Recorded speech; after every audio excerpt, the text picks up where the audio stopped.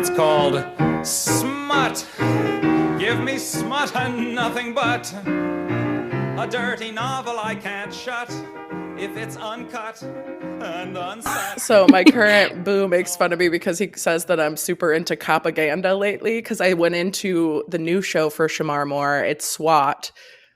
Big fan. Oh, yeah, It's another procedural. It's like the same thing, right? Same like, exact thing, except for SWAT team is the thing. But I love it because every once in a while they will go into a monologue on like, I find myself also, this is allegedly for anybody listening. If my lawyer needs to come in, this is a joke for sure. I'm a comedian, but I find myself empathizing with the terrorists on these shows because they're always like, hey, the government's corrupt. These cops are the bad guys. The doctor thinks, and we didn't kill anybody. We just did this thing. We had a big sit-in and you didn't like it. So you sent the SWAT on us and then we had to kill each other. But that was because you shot first. And then Shamar Moore will have this big speech on like how he's a brown man and got into policing and that's how you change the system. And I just love it because I'm like, this is such propaganda, but they'll be on the right track with trying to make a statement and then they just veer real hard right. And you're like, and then it goes. I was thinking about you earlier today because I don't know if it's the latest episode of The Daily, but one of the more recent episodes of the podcast, The Daily, they talk about body cams and how in New York, like it didn't really fix anything, but Chicago is one of the only cities that it seems to have made a difference. And it's because in Chicago, anybody like that has like the body cam footage is basically uploaded into the cloud and all officials that need access can just access them. Whereas in New York, they have to basically go to the NYPD and go, pretty please, can I have the footage? And a lot of them turn it off beforehand. Yeah, and they acknowledged that. They were like, in Chicago, there's definitely still problems like with that happening, but they were like, Chicago is one of the cities that they've seen a reduction of like, I think they said it's like a reduction of like 30% as far as just deaths by the hand of the police because of this, and they credit it to the way that they handle the body cam footage. And I was just like, yes, Chicago coming out for a win. We finally did something right. Finally, the person like.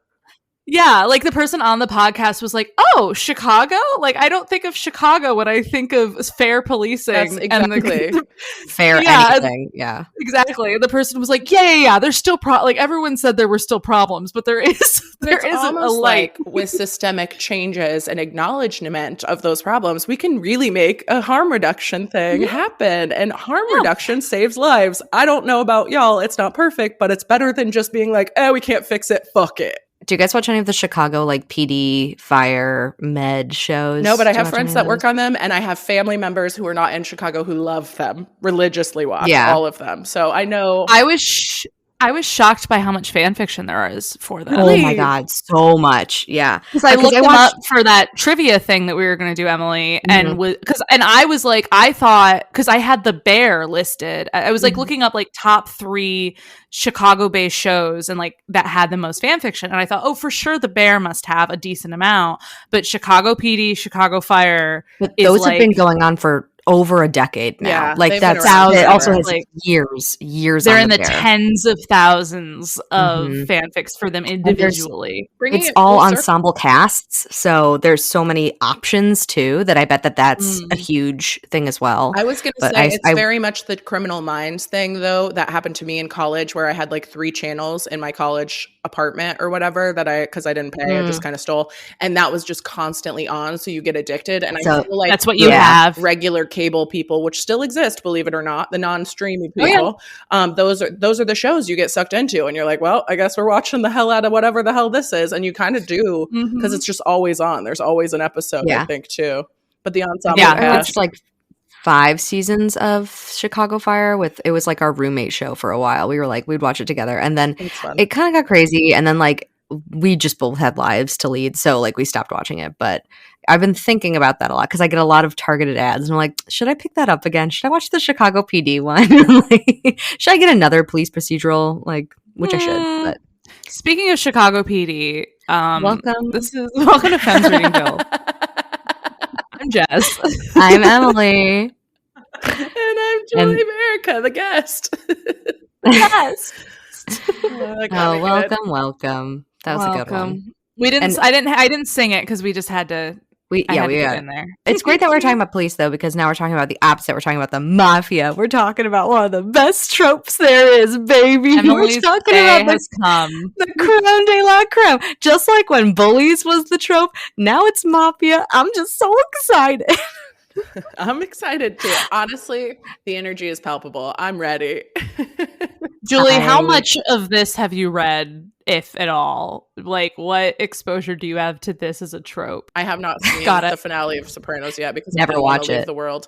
But otherwise, yeah. But you're familiar with like what the pop culture mafia is. Yes. Like you know what a mafia movie is. You kind of understand like what a family is, like that kind of shit. All the stigmas and what are they called? The stereotypes of Italian mob bosses. Yeah, I sure do. And the mob wife aesthetic, which is getting popular because we love to sell young teens on a new look every 3 days. Oh yeah. I saw that. I saw a makeup tutorial for that just earlier today. Things sponsored by H&M. We watched Goodfellas as a family on Christmas Eve because my mom, it's a good movie. We got wings from Goodfellas. It was a place called Goodfellas Good Wings in town. And we watched Goodfellas when the wife is who is Jewish and like marries into the Italian mob. When she meets all the other wives for the first time, and she's like, all of their clothes were cheap and their makeup was caked on and they all had wrinkles and all they could do was talk shit about their husbands. And my mom had the biggest laugh of the entire movie about her saying that. It really hit home for my mother. She's like, and you know who that is? That's the doctor. That's the therapist from Sopranos. And also the mother of Jane Rizzoli in Rizzoli and Isles. Really? Another police procedural that I just rewatched, which I'm upset that I did. It's gonna kill me to not know her name in Goodfellas. One moment, I need to know the name. I can't just think of her as the confession. Sopranos is really the only mafia thing I've ever actually watched. I haven't seen Goodfellas. I know the premises. I know all the quotes. I know the most. It's really Goodfellas is like, I'm not a big mob movie person, funnily enough, huge in the book space. Well, also my father, Jack Bruchin, is it's weird to say he's obsessed with the mob, but he also, my friends used to think he was because he wears a lot of tracksuits. But when you would walk into our basement, he still does, you would walk down the stairs and on the landing there was a poster of The Sopranos. Then you would walk further down, get into the basement, you'd be met with a poster from Casino, a Robert De Niro movie. You'd be met with a Goodfellas poster. Around the corner was Once Upon a Time in America. There was Godfather Part 2. I'm putting this together that maybe even though you're not your father, maybe your love of the mafia trope really got instilled from your childhood and from your dad in some ways. So almost every time different aspects of it. Every time you're reading this trope, you're honoring your father and what he's taught you. I'm doing this for my family. Is what I'm trying to say. For the family. Yeah. I am. It's for the family. I will say. It's for the family. For the family. I will say I have very little experience with these movies, but I definitely incorporate them into my daily thoughts a lot, in the sense that, that movie, have you seen A Bronx Tale? Remember that one? And there's this one scene in it, and I think every time somebody opens my car door, I lean over to open theirs, because it was like a quiz that his dad gave him for like, if it's a good girl, she'll pay attention to your well-being too. She's not just looking for you to be a gentleman, she's going to be paying attention. And so like, I'll always lean over, and every time that I do that for someone, and now my car door is broken, so it's extra relevant because I have to be let out of my car. So I'm like extra conscious of letting other people into the car.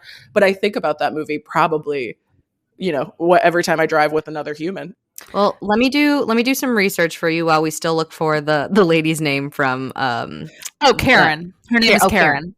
Well, and I really love that one. Yeah, Karen is the best part of Goodfellas, and like on the and I've always thought that, but on the rewatch, I love her because she's the one that's like, what the fuck is going on? Right. We're doing research now. Okay, so yes, Mafia trope. This is when one of the main characters is involved in the mafia. Very easy. What? There are often dark themes like kidnapping or violence. Other big tropes that are usually found within these, it's not always, but it's a lot. Usually it's hand in hand, are arranged marriages or like marriages of convenience, a lot of opposites attract, enemies to lovers kind of stuff, and then second chance romances. Those are a lot in Mafia books. Mafia romance is a subgenre of dark romance in which the Cosa Nostra, which is like, I think that's just the Italian name, or like the Italian like version outfit. of... Yeah, thank you. Yes. In which the Cosa Nostra is glamorized for their wealthy and savage lifestyle, masking the reality of their violent ways of life. Big types of mob ones, like I guess culturally that like I've seen a lot in books, but it's a lot of different cultures are represented throughout these books. But Italian mob, Irish mob, Russian, Japanese, and Chinese are some of the biggest ones that you'll read series about, I guess is the easy way to say. Yeah. And then I found this, I can hear someone outside. I found this article that talked about like the rise of the Mafia trope. And I did not write it down. I will try and like find it and we'll put it on our link tree. But it talked about like why people liked it. And it said, the urge to live out this fantasy engulfs readers into the realm of dark romance where they can explore a lifestyle that they will never necessarily experience. The genre's popularity stems from the author's attentiveness towards the female gaze. These men are depicted as dominant and possessive, very alpha male, yet still loving. Their devotion to their woman and their family conceals their negative traits. And so like, when people think of these Mafia books and you may read the back of it where it's like Antonio was a monster, like, you know, and he's like, he's the fixer. He kills people. He makes people better. He's covered in blood all the time. But there's one angel in his life and it's Karen. Yeah. And it's this very like, he will burn the world. It's the touch her and die vibes. It's big alpha male. But if anything, like he would give it all up in an instant for her. Yeah. You know what I mean? But it's his way of life. So he'd betray his brother, but not as well, maybe not. That's the whole thing. Yes. It's this feminine gaze of like, of saying it's okay. Because he loves her. Like, it's okay that he's a monster because he loves her. So it's like... I kind of want to interject here because I can't stop thinking about it. The thing in The Sopranos that I think people don't talk about enough as someone who watched it during 2020 for the first time, you know, as an adult, like way late on it. I did the same thing. I watched Sopranos during COVID. And I was like, this shit is so funny. I didn't realize that it would be funny. But it's so poignant it's not like it's tongue-in-cheek funny, but it's not like on the nose, right? Like, it's not like hitting you over the head with comedy, but there is just some like sociology tropes. And the one that got me is that there are some masculine cultures that do think it's like gay to go down on a woman. Like they think eating pussy is gay, but in the sense that like these men, and there was this whole scene of that. And unless it is your actual wife, but if it's just your girlfriend, like they'll get real defensive. Like, I don't eat that pussy or whatever. And it's such an interesting trope where it is the hyper masculinity only takes you so far in romance. It's the power thing of it. Yeah. But I don't know. I wanted to interject because we're like, oh, they're so great to her, but he don't eat her out. You know? But that's not in these books. Not in these books. They're usually getting eaten out in these books. Overjoyed. But is there anything else, Jess? Do you want to like interject anything else before you do? Because you're going to go first this week, right? Yeah, I'll go first. I think on the fan fiction side, it tends to follow very similar themes. There's definitely, I think with fan fiction, there's more of an opportunity because you don't have to really set up a world. You're entering into a world that already exists. So the Mafia AUs, the mob AUs are very like, a lot of them are one shots. A lot of them are porn without plot, very explicit. And they're really digging into like the hedonism of it and the excess and the touch her or die vibes. And they go to the extremes.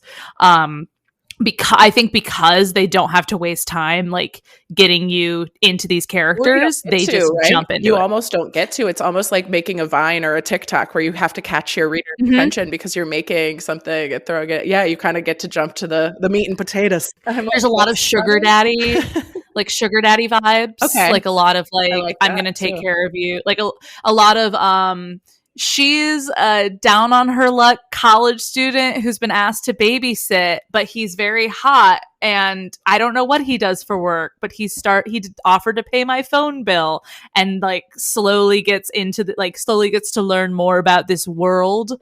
Like there's a lot of like the corruption of innocence thing going on there too.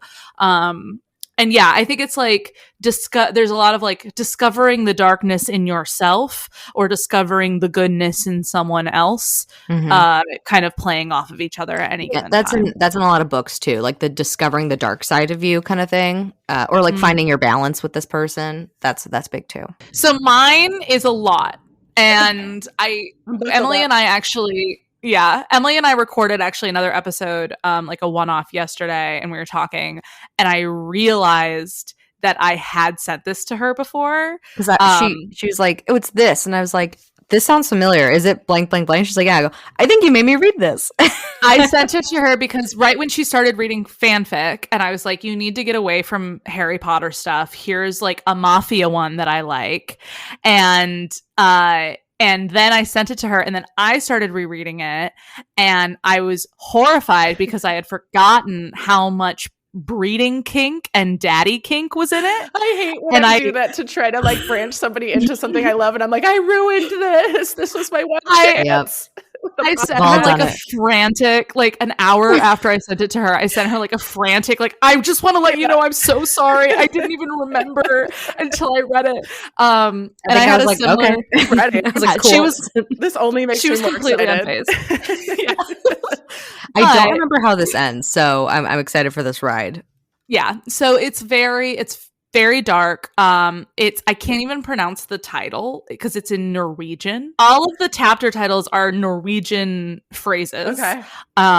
And this author has several fics that they've written in this world, and that's the naming convention that they've gone with, even though this is definitely not like a Norwegian mob. It wasn't like, was it first written in Norwegian or? No, I think they may have. Okay. I think they might just like speak Norwegian or like the language. Because you see a lot of in this fandom, you see a lot of Russian already. So maybe they just wanted to change it up.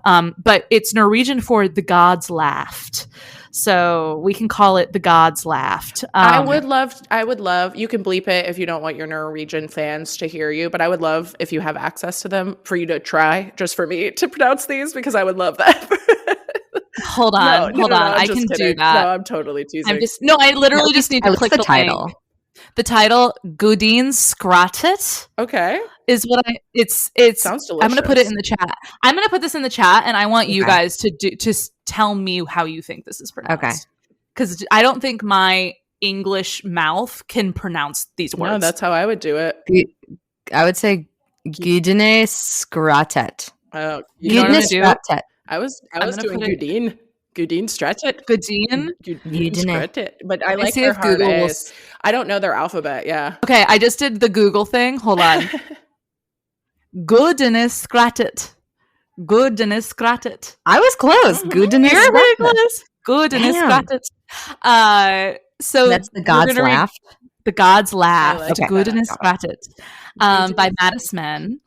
So this fic is very popular in this fandom. It's got 79,000 hits. At least 5 of them are me. So I don't know how much that actually One is me. One is you. Only one is me opening it and closing it immediately. No, I'm just kidding.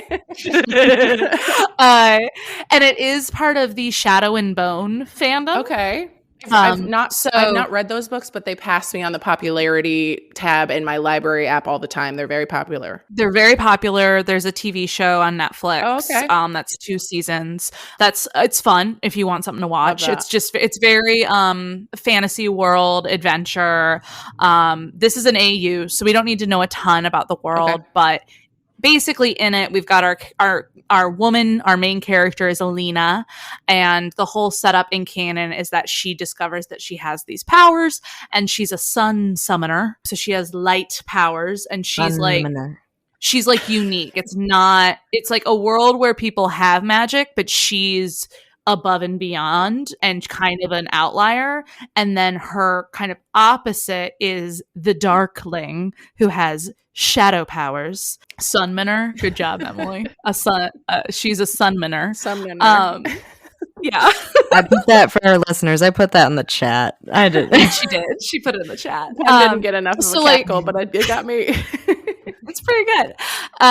So yeah, it's like this whole thing where like it's a very classic, I think, fantasy story dynamic where there's our main girl is a being of light, and then there's this hot shadow daddy man who wants to steal that light. Oh my god, Taylor wants to steal that light. This is my story. Is this my story? Yep, it's a Bible story practically. You know? I mean, it keeps happening over and over again. Shadow daddies in the Bible, you know. Shadow daddies are all over the Bible.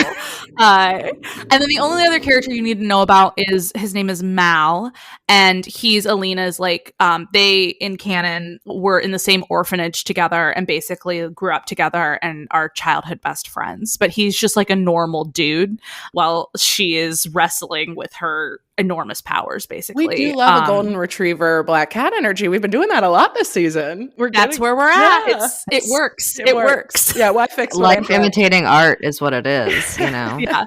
And so this whole series is the terminology that they use, the names that they use are very Russian. So the Darkling's real name is Alexander Morozova.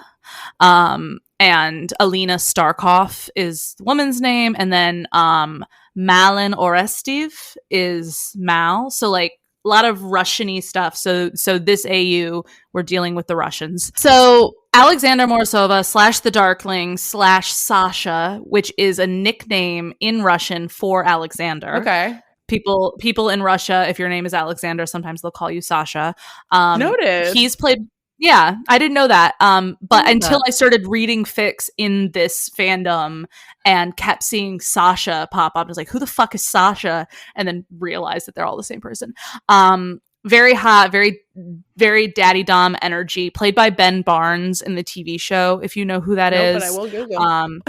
Google, he played Prince Caspian in the second Narnia movie. Oh, I was going to say, he's one of those men where if I saw him on the street, I wouldn't even process him as a human because he's just so pretty that I don't even find those people attractive because I know that they're out of my league and I've conditioned my brain to be like, not cute, even though I know objectively, like they are so fucking handsome.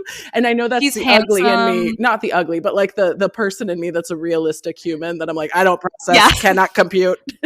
I can't do this. Yeah, and he's also like on their press tours. He's very he's like the oldest person in the cast by a lot, and he's just very charming and sweet to everyone. If you're hot, funny, and charming, and a little smart, I kind of curse you a little, and I'm like, you better be a serial killer behind the scenes because you can't be doing all this. You can't have it. Where's your imperfection? Please show it to me now. So, but in canon, him and Alina do not end up together, and the fans very much object to this. And so there is a lot of fanfic with them as a pairing. Okay. So they're pretty popular. Most of their fics as a pairing are Dead Dove Do Not Eat. The top 3 tags for this pairing are Modern AU, which ours will be, Dead Dove Do Not Eat, which ours is. What does that mean? Dead Dove Do Not Eat. So this is a fanfic term, and it started popping up maybe 8 or 9 years ago. It was a popular tag on AO3. Have you seen the show Arrested Development? Yeah. So you know this scene where Job has put a paper bag in the freezer and it says Dead Dove Do Not Eat, and Michael pulls it out and looks at it and goes, I didn't know what I expected. Yeah.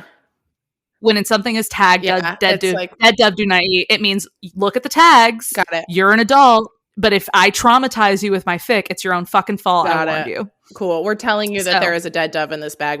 I haven't told you. The dead dove could be anything in this context as long as we have labeled it. Got it. Exactly. That's cool. Yeah. I love that. God, the world. Yeah. You know what? People are pretty. We love language and we love that tag. I'm keeping a lot. I'm love dead birds and I love language. I'm keeping a list of our quotes from this episode because there's already been 2 good ones, and one of them was by me. Oh, and then the third most popular tag for this pairing is Daddy Kink, which ours is. So it hits Shadow all Daddy three Kink. of the most popular. Shadow Daddy Kink. Shadow Daddy Kink. Which we have to credit to our author from last night that we interviewed, Melanie. I was gonna say Melina. Melanie K. Michella. Who she threw out Shadow Daddy, and we have now adopted it as our own. Yeah. We said Our it new enough in this favorite episode. term. Yeah, we gotta shout her out for the term Shadow Daddy. Yeah, that was good. Shadow Daddy energy. Okay, so let's get into it. So this is a modern AU. This is a modern Mafia AU.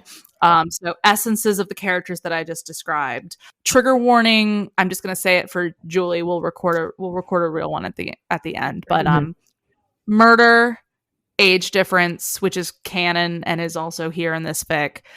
Cheating, daddy kink, breeding kink. Okay. Cool. Not cool. Do we need any of those? Not cool. Do we need any of those explained? Do we have any questions? Are we comfy with these? I mean, like, you know what I feel about comfortable, but no, I mean, yeah, I'm fine. I'm fine to hear about them for sure. I have some notes on the breeding kink, but no, I knew you would. Honestly, love a breeding kink. Those are personal opinions, and I will save them until it happens. It hurts my feeling in real life. Also, the age difference one I always have notes with. Yeah, I think in this one she's like 22 and he's in his early 40s or something like that, which is canon. Like that's kind of the age difference in the thing too. But he looks so much younger, so it's fine. And let me disclaimer this by saying not all age gap relationships are a problem. It's that people who seek out age gap relationships are typically a problem. Yes. Okay. I agree with that. All right, chapter 1. Oh God, hold on. What is chapter 1 called? I'm so excited you're gonna thank you for playing. Are you gonna say all of them now? I know it's gonna take a little extra time, but I'm running them all through Google Translate now. So funny. No, really. Family honor duty is the first chapter. Familia ara plicht. Family honor duty. Okay. That's the first chapter. Nice. I might not do this for everyone, but we'll do that one. So Alina, who is she's in her early 20s. She has had 5 dates with her fiance. 4 of her dates with her fiance, it was like a group hang, but she's engaged to this man named Mal, who she doesn't know very well. So it's prearranged kind of a situation. Yeah. Got it. Yeah. So they used to play together as kids, but then basically a war between their two families broke out, and their two families were one like mob family basically, and there was a rift, a schism, and now they are at war with each other. And all of this started when she was like 6 years old. So basically her entire life and Mal's entire life, this has been going on. And so like their marriage is very carefully curated. There's like on their Instagram, there's like 30, 40 posts of them together, but these have all kind of been fabricated. Most of them are like Mal from the back, and it's actually her bodyguard standing in for her in the photo. And their marriage is basically meant to unite the two warring mob families. So by bringing the two of them together, it's PR. Got it. It's PR. And the whole thing is like the authorities are poking in. We have to stop killing each other. The thing that's going to solve this is marrying our two kids together and them having a kid. It's giving Kelsey and Taylor trying to get the teeny boppers to watch football. We love this. A little bit. But actually, I have been watching football. Anyway. Who's Kelsey? I understand now. Yeah. KELC. Yeah. So they're meant like, yeah. They are meant to get married. They are meant to have babies. This is what their families have decided for them. And Alina, this entire thing is from, well, there's a little bit of other POVs, but this is basically all from Alina's POV. I remember more of this now. Go on. Do we know how she feels about this yet? This is just the intro. We don't know. So she hasn't really had any thoughts about it. She's just remembering her family motto, which is family honor duty. And this is what she's basically been told she's going to have to do for most of her life. Like as soon as like she became marrying age, there were whispers of like, this might be a way to solve our problem. And she's kind of never even questioned it. She's just like, this is what my family has asked me to do. this is what I'm going to do. The power of questioning your surroundings is the message here, guys. So like she's present for all, because basically there's negotiations between the two families to figure out this marriage arrangement. And something that really sticks out in her mind is during the negotiations, someone from Mal's side of the family goes, well, she's got really narrow hips. She's really skinny. Do you think she'll really be able to bear children? Get the fuck out of here. Fucking rude. You don't know my body. You don't know. And in response to that, Mal's uncle, Alexander Morozova, nicknamed Sasha, calmly gets up from his chair, walks over to the person that said that, and stabs him in the neck. What? Yes. Oh, Yes. hardcore as fuck. Not the yes. Yes. I was thinking he socked it to him one time or took his plate of food. This is the fucking mafia, Julie. Okay. We're taking takes a knife out of his sleeve, stabs him in the side of the neck. Ooh, and when he falls, Sasha turns to Alina's grandfather, and says, "We don't spray shame in this house." No, he says, now that that's taken care of, can you and I go have a drink and handle this? And takes them out of the room. Damn. And that is how her marriage negotiations go. So here's the world we're in, Julie. Yeah, buckle up, buddy. Okay, everybody seems chill and cool and vibey. Everyone's great. And as the questions, now I'm like, don't ask questions, just do what Dad says. Well, and we get the vibe as the reader, but we don't know yet. But we get the vibe as the reader in that scene that this isn't the first time she's encountered Alexander, and it's widely known he's not only the head of Mal's side of the family, but he's a dangerous, scary man.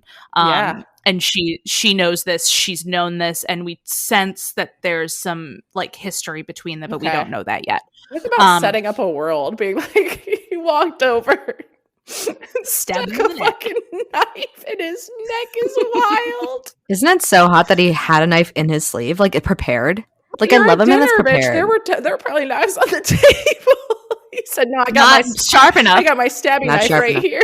So Alina is thinking about the knife too, you guys, because in the receiving line for their wedding, which the entire time I was picturing the scene from Goodfellas where people are just handing envelopes to them full of money. So they're in the receiving line, and Uncle Alexander kisses her hand and says, "You can call me uncle now too. You're part of the family." And the entire time she can't stop thinking and wondering if he has a knife in the sleeve of the hand that that is holding hers. And so she very quickly, she plays her role perfectly. She's very proud of herself. Like her wedding goes off without a hitch, but the entire time she is starting to realize she doesn't like Mal that much. Like she just kind of is like not impressed by him. He doesn't seem to have any interest in getting to know her, despite her attempts to kind of get to know him. And he just seems like a blank wall. And during their wedding night where they perform their duty, she won't let him kiss her. She's like, let's just get this over with quickly. So it's a very, very stale, unromantic duty honor family. It? Yeah. He makes a comment of like, oh, you're so wet, not knowing that she'd snuck away during the reception to put lube on because she was like, I know that I'm not going to get turned on by this man, and I know I'm supposed to try to conceive a baby on my wedding night, so I'm going to go take care of that. And so that's what she did. That's the type of person she is. I like me, a non-therapist, non-qualified person being like, that's what people pleasing is. She's been raised in that. Like she's been raised in that world where it's like, this is the expectation. Find a way to meet that expectation. Yeah, ask no questions, just do. Their honeymoon is on a yacht for 2 weeks in Italy. They don't talk really at all. Like she has her end of the yacht, he has his, and they fall into a schedule where they have sex every Tuesday and Thursday for like 10 to 12 minutes so they can satisfy their obligation to their family. Because the whole point of their marriage was to have a baby. 3 months in, she's still not pregnant despite their rigid schedule. And the whole family is blaming her. How'd you know? Tale as old as time, friends.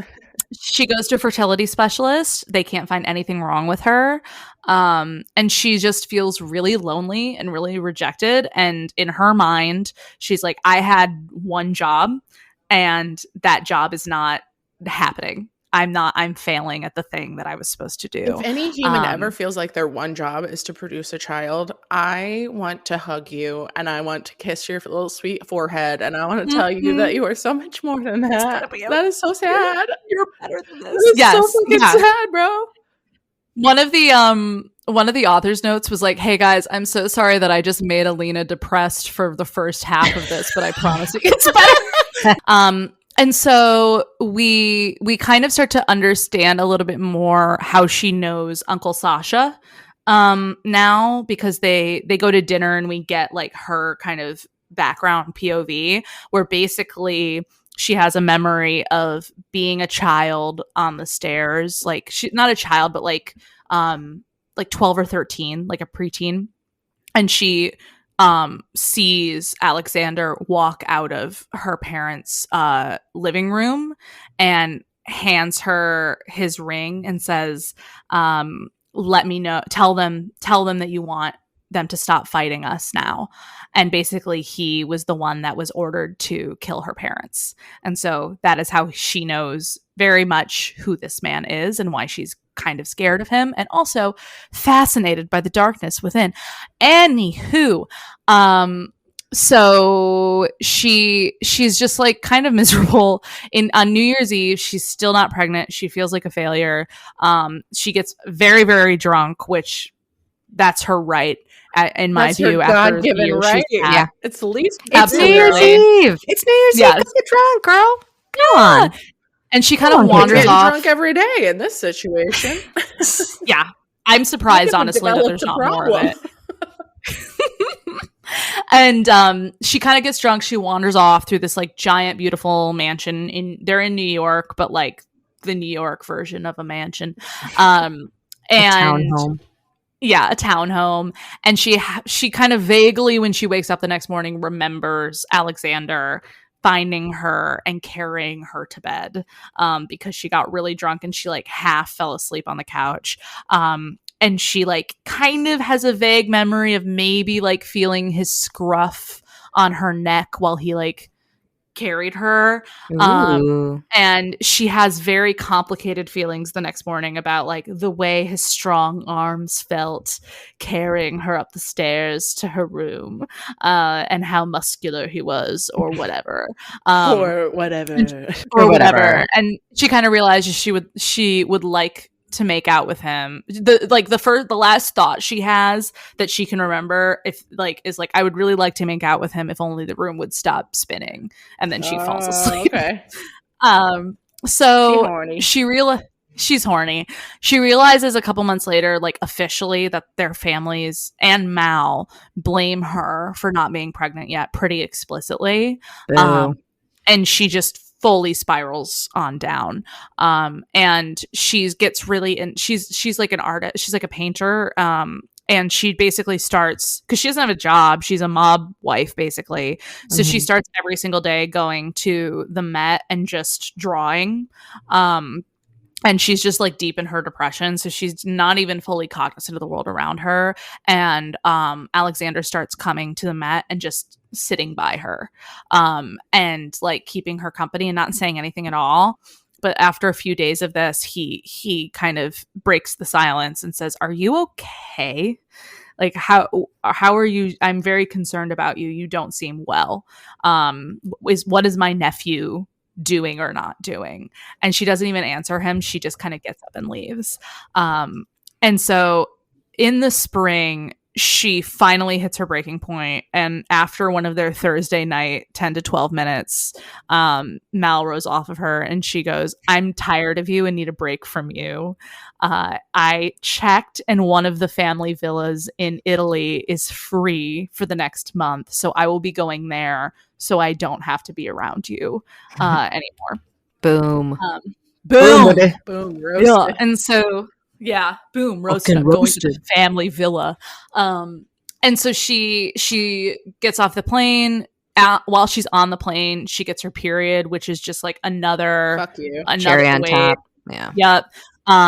And she arrives at the villa. She basically like goes to the first bedroom she finds, climbs into bed and sleeps, like depression sleeps for like 3 days, basically, just like fully in bed, not getting out. Honestly, I was impressed with her depressive self for taking herself to the Met. I was like, damn, my depression don't work like that. When I'm depressed, I ain't going to fucking paint nothing. Stays home. I know. Yeah. I know. Well, otherwise she's gonna be home with him, right? You're like, right. Yeah. She's gotta get out of the house. Yeah, it's escapism. Yeah. That's real. Mm-hmm.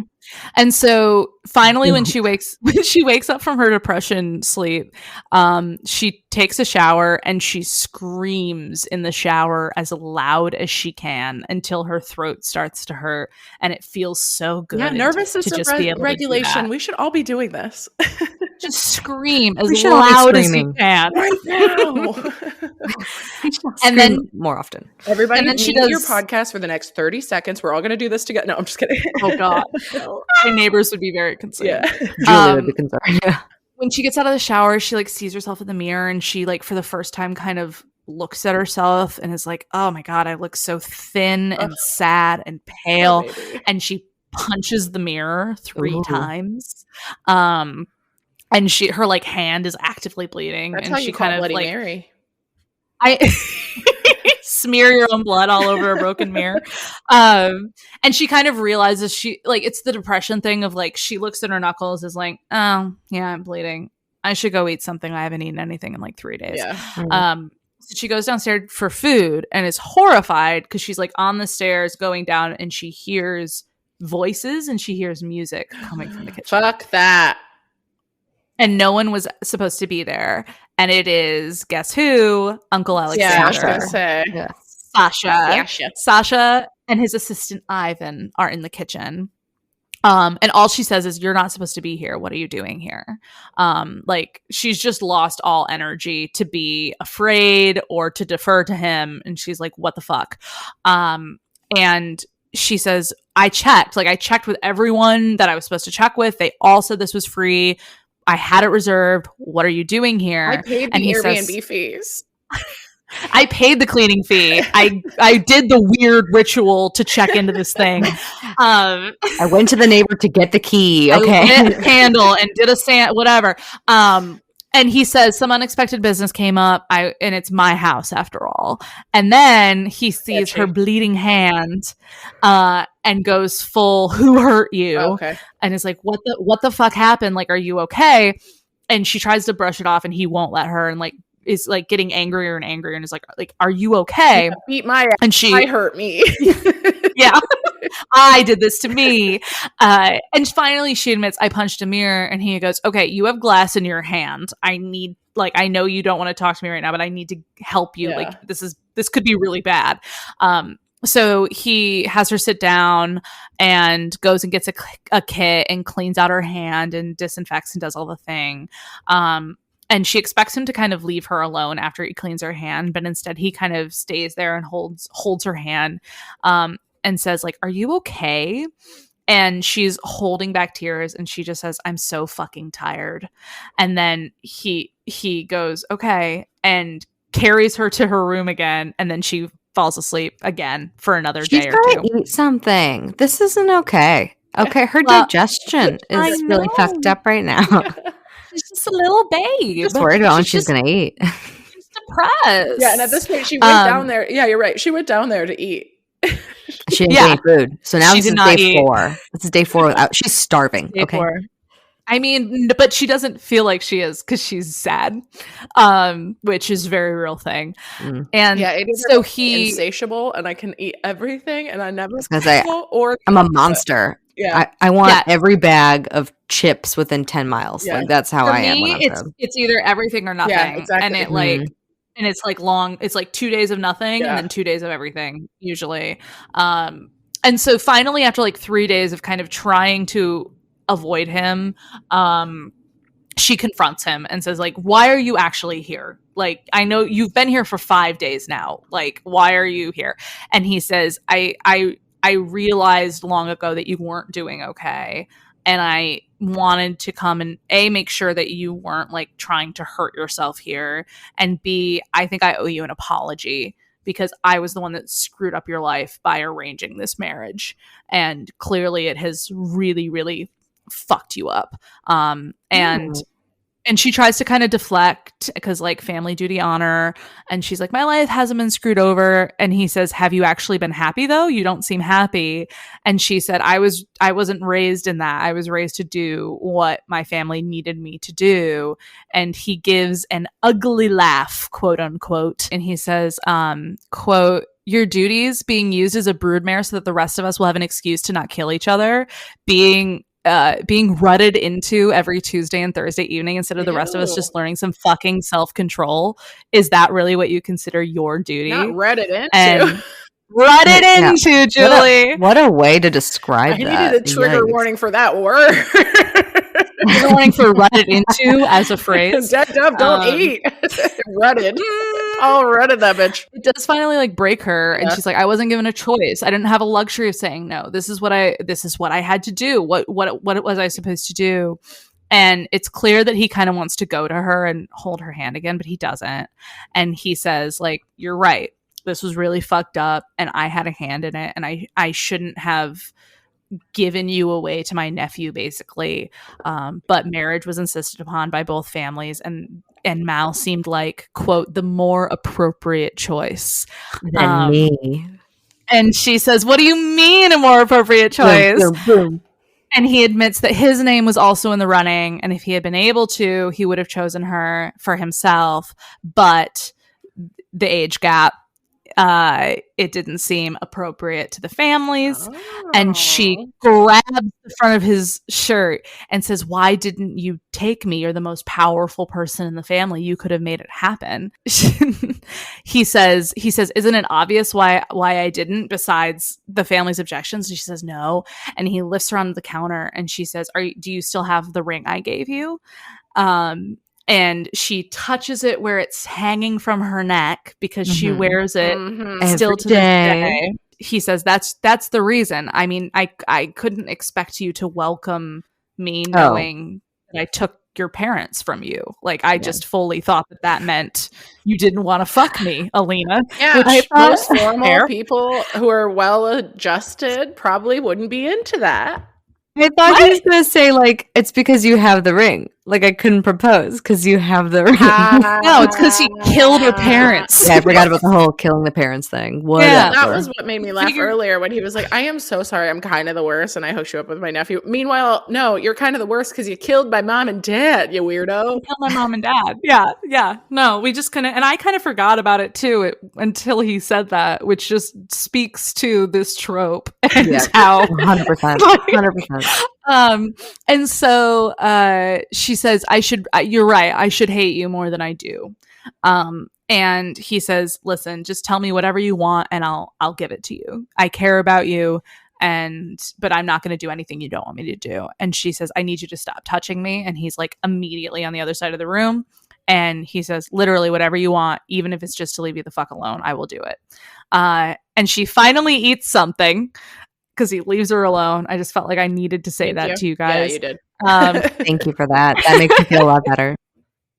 And then, so 2 days later, she runs into him in the living, like in another room that she hasn't been in. She kind of opens the door because she's just exploring, and she sees him in there doing work. And she also sees the couch that he has clearly been sleeping on. And she's like, why are you sleeping on the couch? And he says, you took the only bedroom in the house. Like, you took my bed. And she says, oh my God, like she's horrified. And she's like, oh my God, I'll get out of your room. And he's like, he says, I'd rather you stay. Like, I'd rather you be comfortable. I like to think about you being comfortable in my room, and just comfortable in general. And she says, you were just thinking about me being in your bed. And at that, he like loses all control or whatever. No.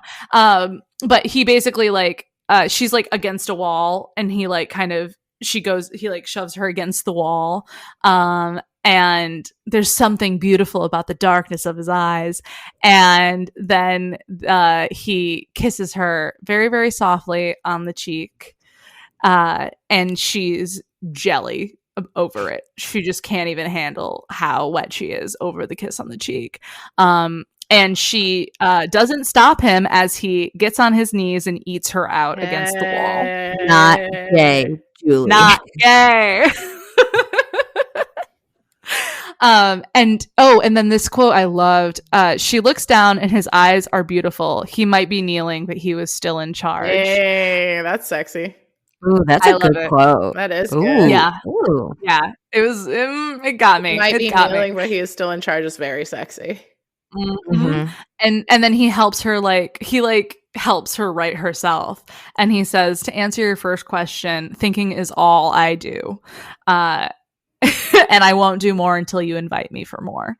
And so she is like so flustered. She's just like, she can't stop thinking about it. She's pacing her room the entire night, basically.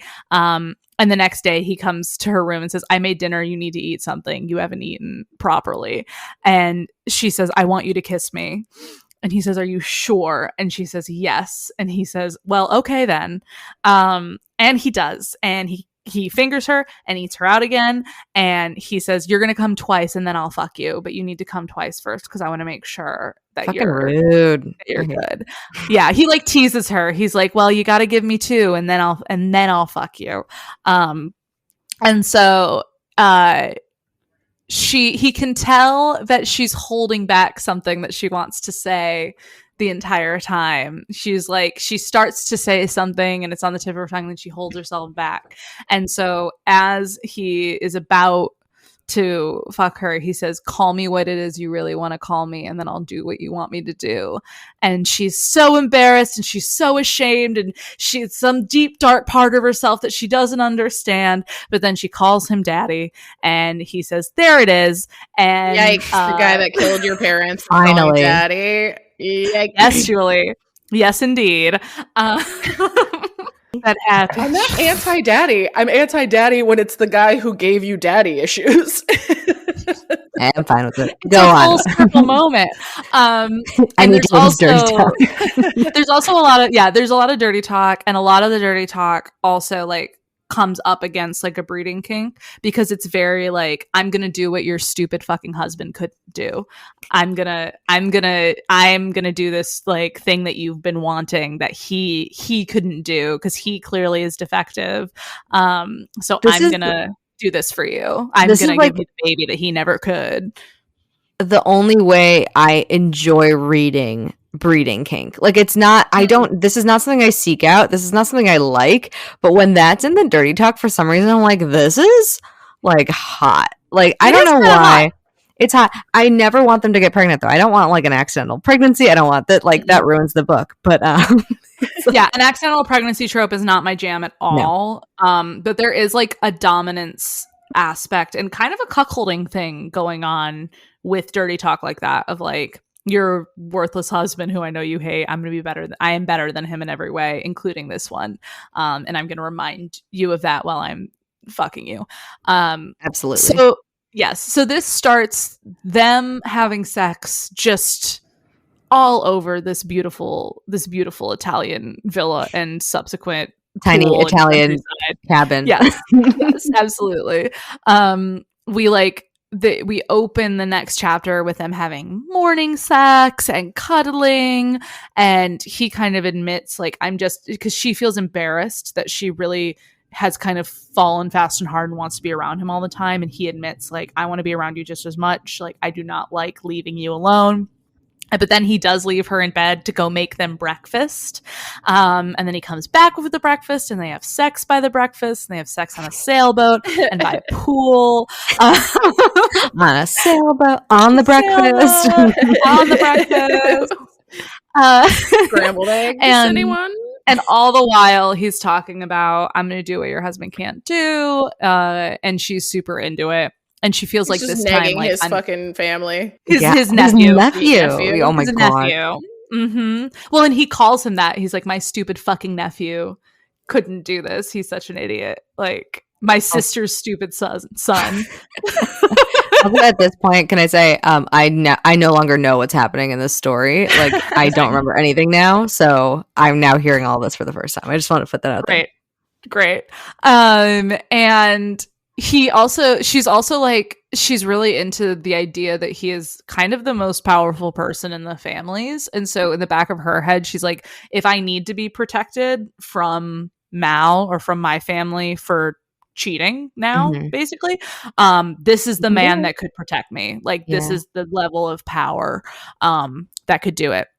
And one day they're laying around and she says, I included this snippet just for Julie. One day they're laying around and she says, I think I should see a therapist when we're home. And she braces herself because that's something that like the families have always looked down on. Like, you don't spill family secrets to a therapist. We saw the Sopranos. And all he says is, I think that's a really good idea, and kisses her on the forehead. Iconic. And she like cries in his arms because he validated that she should go to therapy like she wants to. Love that. Yeah. See? There we go. See, we could have that and Breeding Kink all in one story. Yeah. It's perfect. Amazing. It's perfect. So maybe that therapist can help uncover that whole daddy issue thing and make you break up with your weird ass husband. No, I'm just kidding. I don't want that. Maybe not that. So then, like, a couple days later, so this entire time, they've been in, like, vacation clothes and or naked. So he's been in, like, shorts and a t-shirt. And she's found it very hot that a man this powerful has looked so normal. But then, like, a couple days after the therapy conversation, she sees him and he is in what she calls his uniform, in like a sharp suit, like cufflinks, like he's dressed for business. And he doesn't tell her where he's going. He's like, I'll be back tonight. But he returns like splattered in blood, bruised knuckles.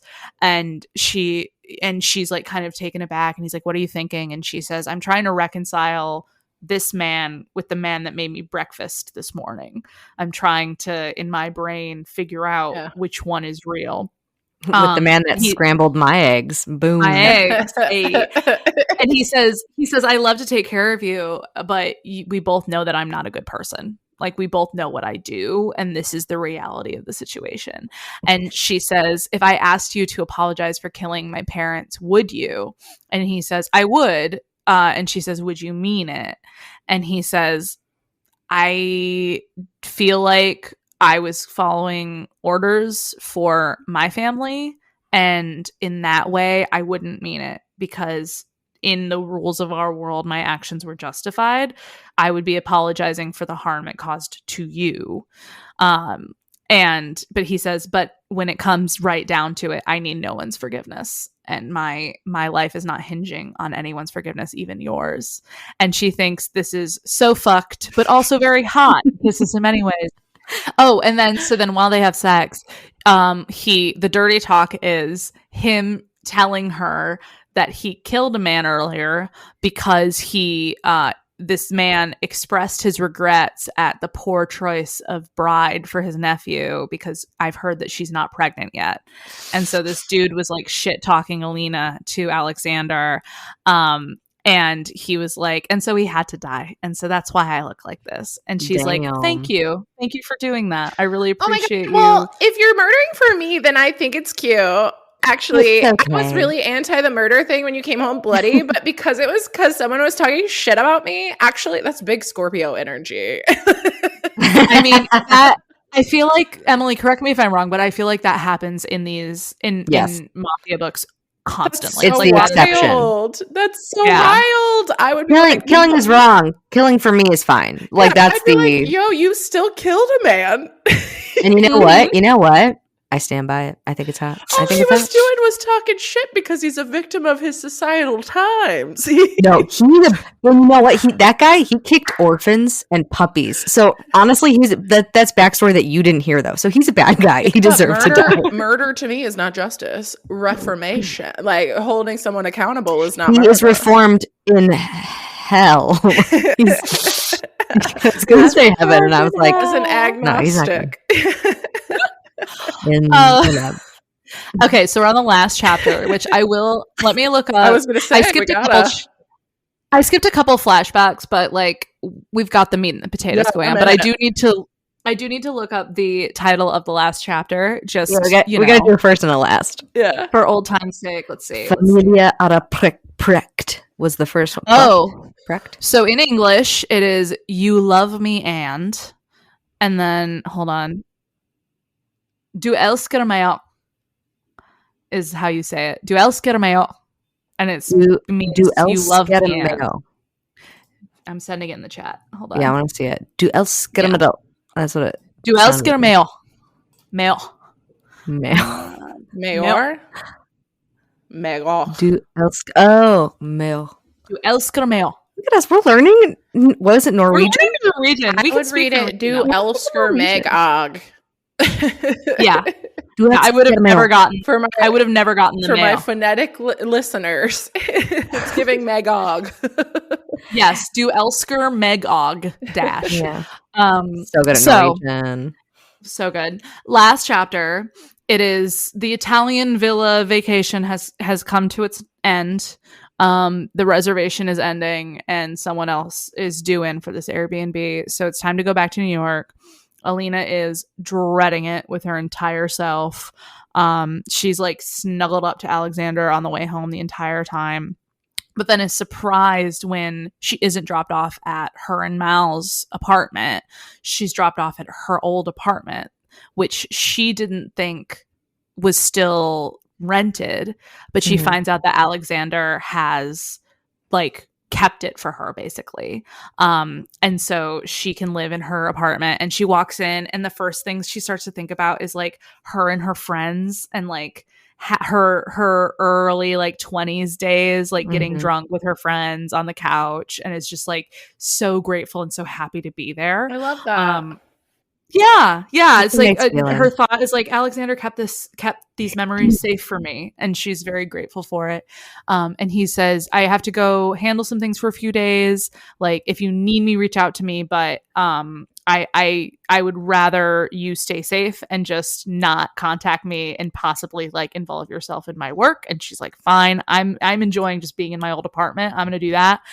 And she's so happy to be there. But then she starts to throw up in the morning. A couple days in a row. And so after she takes the test, she gets in the car and she's like, take me to Mr. Morozov's office, because her immediate thought is like, obviously this is Alexander's. We need to figure out what we're going to do. And she's crying, and he like gathers her up in his arms, and he says, why are you crying? Like, didn't we talk about this repeatedly? Like, didn't you want She's like, I thought that was just dirty talk, and you talking shit about your nephew, not actually getting me a fucking baby. This is a parasite, man. This is a huge commitment. I thought it was a vacation fuck. I thought it was a kink thing. Yeah. I thought it was her main thing is like, she's like, I can't have your child. Wait, hold on. I just thought you wanted to rut in me. What was it? I'm sorry. Rutting into Mal ruts. Alexander fucks. This is real. And scrambles. This is Mal ruts. Alexander fucks. Mal ruts. Added to the I'm writing that one down. Thank you. But she honestly, she's happy about the baby. She's mad. She's in it, but she's like, I can't have your baby while I'm still married to Mal. He's gonna know it's not his. We fucked on Tuesday and Thursday last week. Yeah, she's like, I know this isn't, the timelines don't add up. The math ain't mathin'. And she's basically like, I can't go back to feeling the way I felt, to living the way I was living while having a baby inside of me. Like, I just can't go back to feeling that way while carrying a child. And he says, oh, darling, do you think I would let you stay married to him? I love you so much and have absolutely no plans of letting you go now. And for some reason, she's shocked by that. Whereas, like, I was like, haven't you read these books before? Of course he's going to, like, find a way to be with you. Girl, don't you know your story? The most powerful man. He's the most powerful man in the family, of course. What, you never read your own book before? And she like visibly relaxes, and then he looks like really hopeful and kind of like smiles and goes, does this mean that you do choose me and that you're okay with this? And so of course they start kissing, and he says he wants to fuck her on his desk, and she's like, yes, of course. And they start fucking, but then that's where you do. We need one more thing that's gonna make Julie scream before the end of this fic. So his secretary buzzes in the middle of them doing it and says Mal is there. For their meeting. 4 o'clock. Bitch. He set it up. No. He set it up. I feel like I know. And Alex says, "Are you okay if I tell him that he can come in?" And she says, "Sure, just continue we shouldn't stop though. Just keep doing what you're doing. He doesn't mean anything anymore anyway." And so he fucks her in front of Mal while saying, "Hey, I got your marriage annulled and I got you a farm in Iowa you can go to. I don't want to see you ever again." And he says, "We need to focus on family values, Mal. I hope you understand." I am while fucking her from behind on her desk. Yo, that's the biggest cuckold I've ever fucking heard. I love it. Yeah. It's kind of hot. It's kind of hot. No, and he shits Mal off to Iowa. What was Mal's face? Was it look like mine? Again? Yes. Mal like tries to fight it, but then ultimately fails because what's he gonna do? Yeah. Wow. And so Alexander and Alina, Mal and Alina's marriage is ended. Alexander and her get married, and them and their baby live happily ever after. There is something really validating about these stories when you get shit talked as the woman for being like infertile when it comes to be like the dude actually, and you're like, yeah, bitch, look at the mirror. Get out here and check yourself. You know what I mean? Like there's something really cathartic about that, even though I don't like it ending in the pregnancy, but I do like feel like it's a little vindication. And in the politics of like the mob of this world, quote unquote, it's a thing enough that it would be something. But like I would never, if I was trying to get pregnant and I couldn't, Keenan would never go like, "What the fuck is wrong with you?" No, but it's like, common though. This happens a lot. Like this is not a mob story. Like that is like I've heard that historically, women are constantly blamed for not being able to carry a baby or whatever, and it's weird to me. I'm like, that's what do you mean you wouldn't be mad if she had any other health condition? Like, what are you talking about? Like, it's not. It's not all she is. It's moralized. It's there's a moral judgment to it, like a value judgment that is really strange. Yes. Well, also, I mean that makes sense because capitalism and every baby is worth what? Capital. It's a worker, and they love to create the breeding key. Okay, I'm not going to talk about capitalism. Okay. So that's the end of the fic. And I have a quick game. Okay. We're going to play, basically we're playing Fuck, Marry, Kill, but it's not characters, it's kinks. Okay. So Fuck, Marry, Kill, daddy kink, breeding kink, age difference. Oh no. This is hard. I want to kill them all. Can I ask, is it like something we would have to, is it for reading or is it for doing? Yeah, that's true. That's valid. I think those will be very different. Yeah, true. Doing. Okay. Kill breeding kink. Kill it. Okay. Kill it. Don't want that to happen. At least not right now. Probably never. Okay. Don't want that. And would you marry daddy kink or fuck it? Like engage in a little bit or fully commit? Well, okay, because daddy kink and age gap could go age gap could go the other way, I guess. I could be the older one. Okay, wait. What does everyone constitute as an age gap though? Like, is it 10 plus years? Is it 20 plus years? I was thinking like 15. I was thinking like in this fic where like she 20-ish. 15 to 20. Okay. Yes. Personally, I would kill breeding kink, fuck age difference, marry daddy kink. I think that's what I would do. I think I'm going to marry the daddy kink. I'm going rogue. I'm killing the age difference kink because if it's a kink, that means you're seeking out an age difference. And to me, that's where it makes it weird. I don't mind if you're into and you fall in love with and things happen and you realize, because I do agree, age is but a number, but I do find there are some creepy people in this world, men and women alike, that like just love a younger person because they haven't had life experience and they don't get told no as much and it's creepy. It's fucking disgusting. So I'm killing that one just because the word kink behind it makes it seem like that's the part that makes it sexy to me. And there's something like just morally like disgusting about both of you for like, no, I'm just kidding. You're both monsters. I would like to hope that if I was engaging in it, I would not be doing it for a predatory reason. I need to be clear. I was joking. I'm not calling you both monsters. There's just something really there's something for you that really unsettles you about it. It's because I was like I did date older as a kid and I just, it's a lot. There's a lot of close The daddy kink does not do it for me, but I think with the right partner, I could fuck with that. So I'm gonna fuck that daddy kink.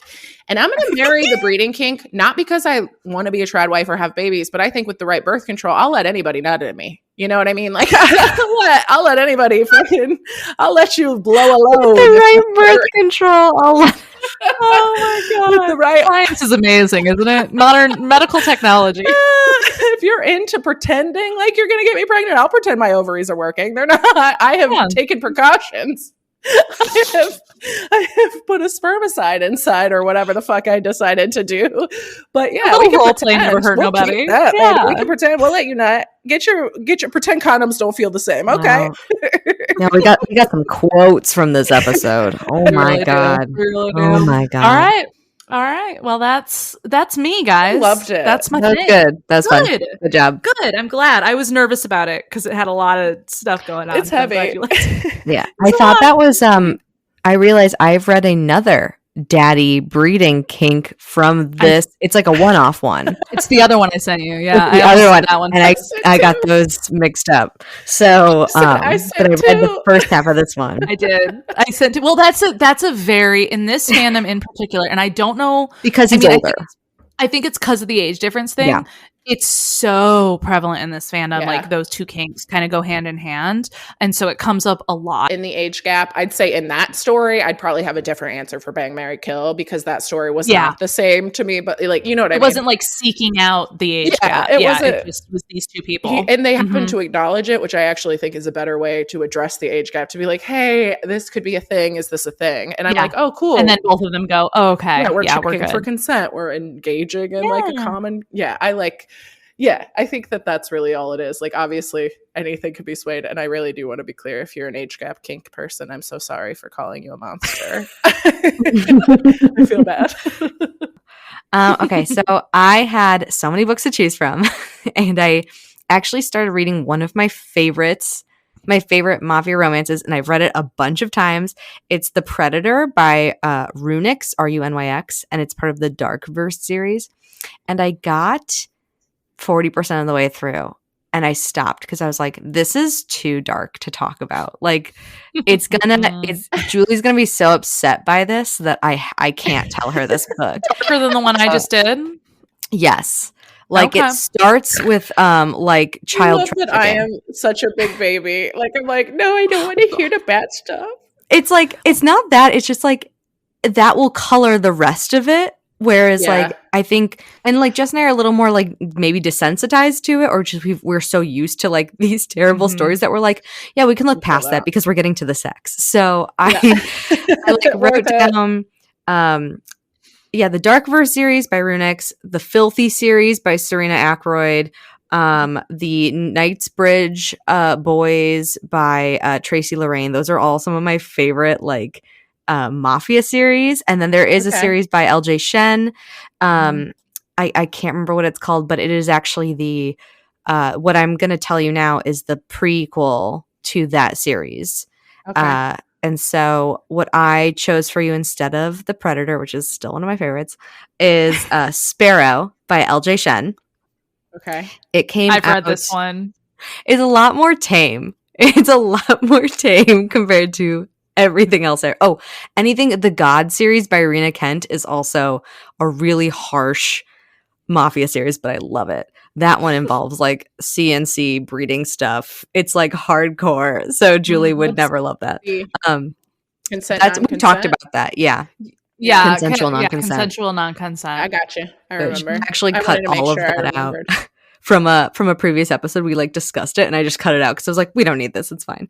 That's funny. So Sparrow by LJ Shen, it came out March 8th, 2016. It's 312 pages. And I'll tell you the trigger warnings right now, like Jess did, but then we'll do a bigger one later. But murder, mentions of like molestation and sexual abuse, and then kidnapping. Those are like the big three, among others probably. Got it. The murder like encompasses everything. As usual. Cool. Troy Brennan kills a snitch in Boston. Troy, who is sometimes referred to as Troy, sometimes as Brennan. In case I say one name or the other, it's the same person. Got it. Walks into the confessional booth at a Catholic church and starts talking to this priest who realizes that he is the next hit. And Brennan reaches through that like screen door, punches him, gets him out of the thing. And we learn that this priest is the one who ratted out to another guy. I think it was like Tommy something. His name doesn't matter.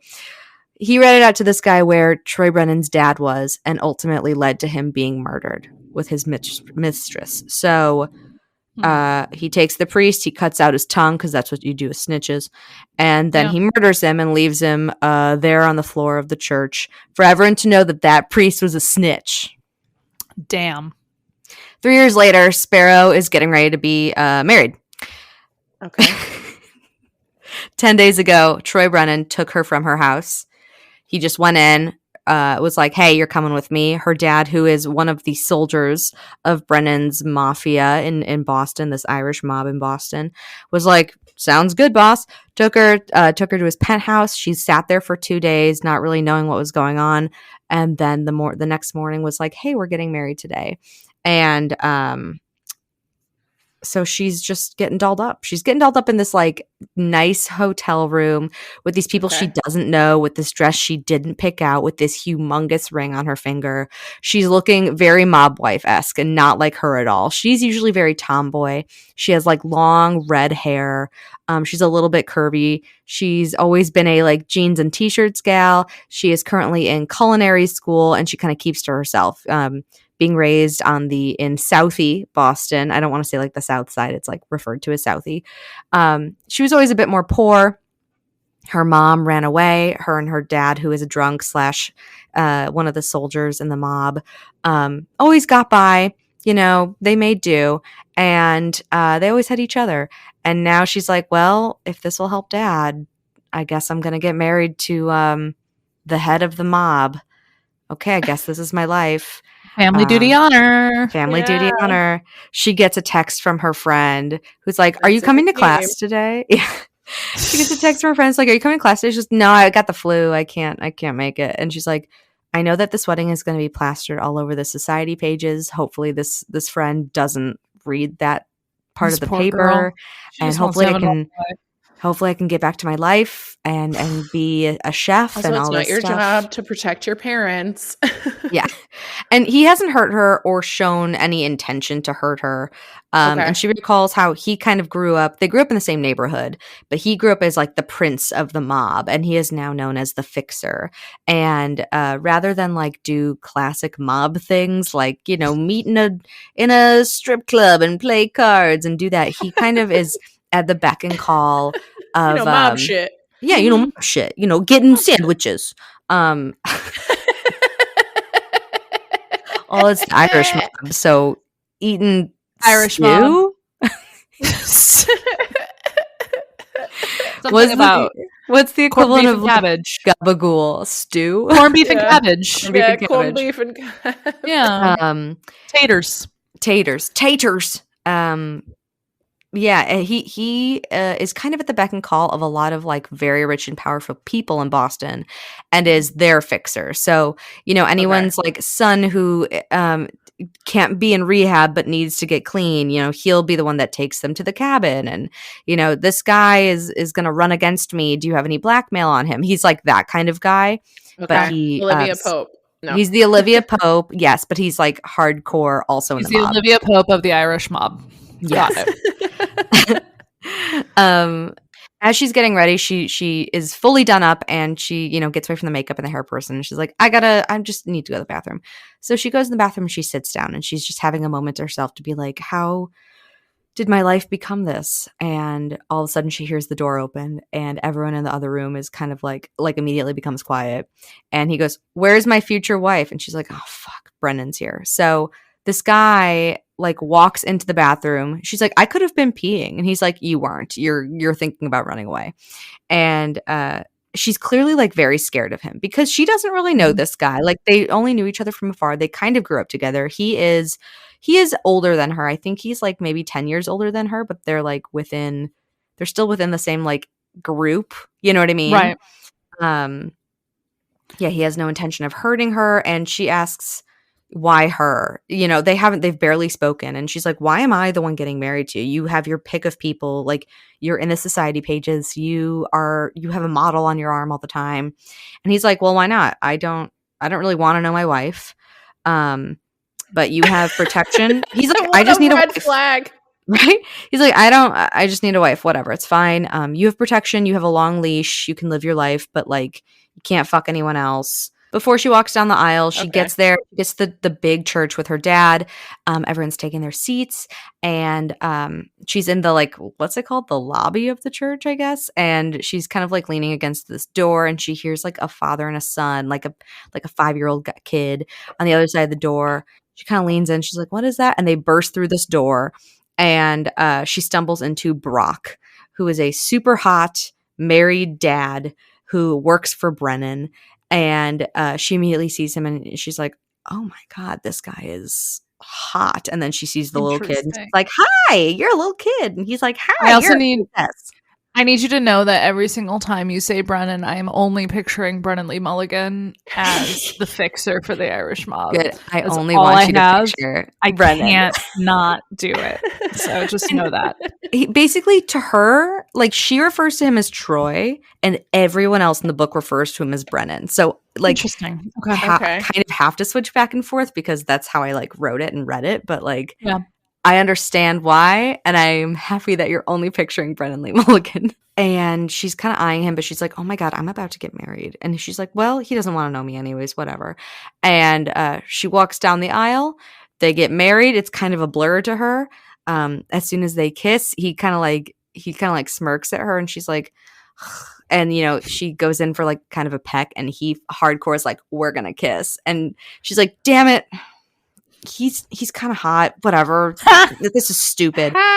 And as they darn, and as they like walk down the aisle, they do the receiving line, and Brock and his son come up, and along with Catalina, who is Brock's wife, who is kind of a bitch. Catalina wine mixer, Catalina wine mixer, Brock Hudson, and shit. What's the kid's name? I feel like it's like Johnny or Tommy. Probably Tommy sounds like, right.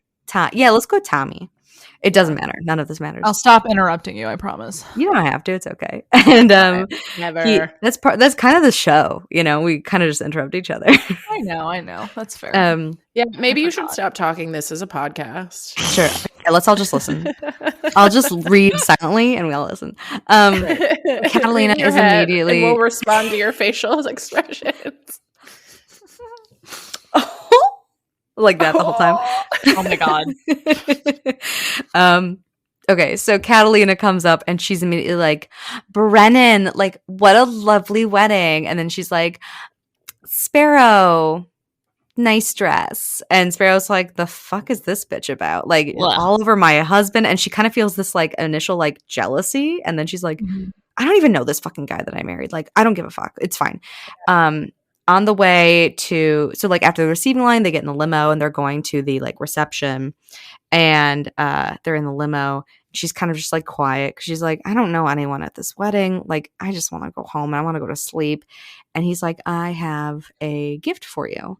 My mistress picked it out. And she opens it, and it's this like disgusting lingerie. It's like leather and like chains, and it's like nothing this girl has ever even seen before. And she just kind of turns to him, and she's like, you can go fuck yourself. And then they pull up to the to this big mob boss who she's been like shaking in fear of. She's like, fuck off. And they get there, and she's like, and they like passes on a smile, and they go, and they have their first dance and all that stuff. And we learn that Sparrow is a virgin.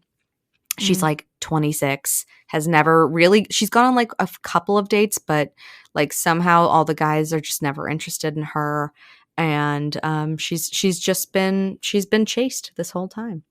And so that night, she's like, okay, I bet this guy's going to want to like have sex with me. Like, not only do I not know him, like, yes, he's really hot, but like, I don't know what to do. Like, I'm just tired. And so she goes into the bathroom, and she uses his razor and cuts her foot, and takes the blood and puts it like around like her vagina, pretty much. Got it. And she walks out of the bathroom, and he's like naked, and he's like, hey.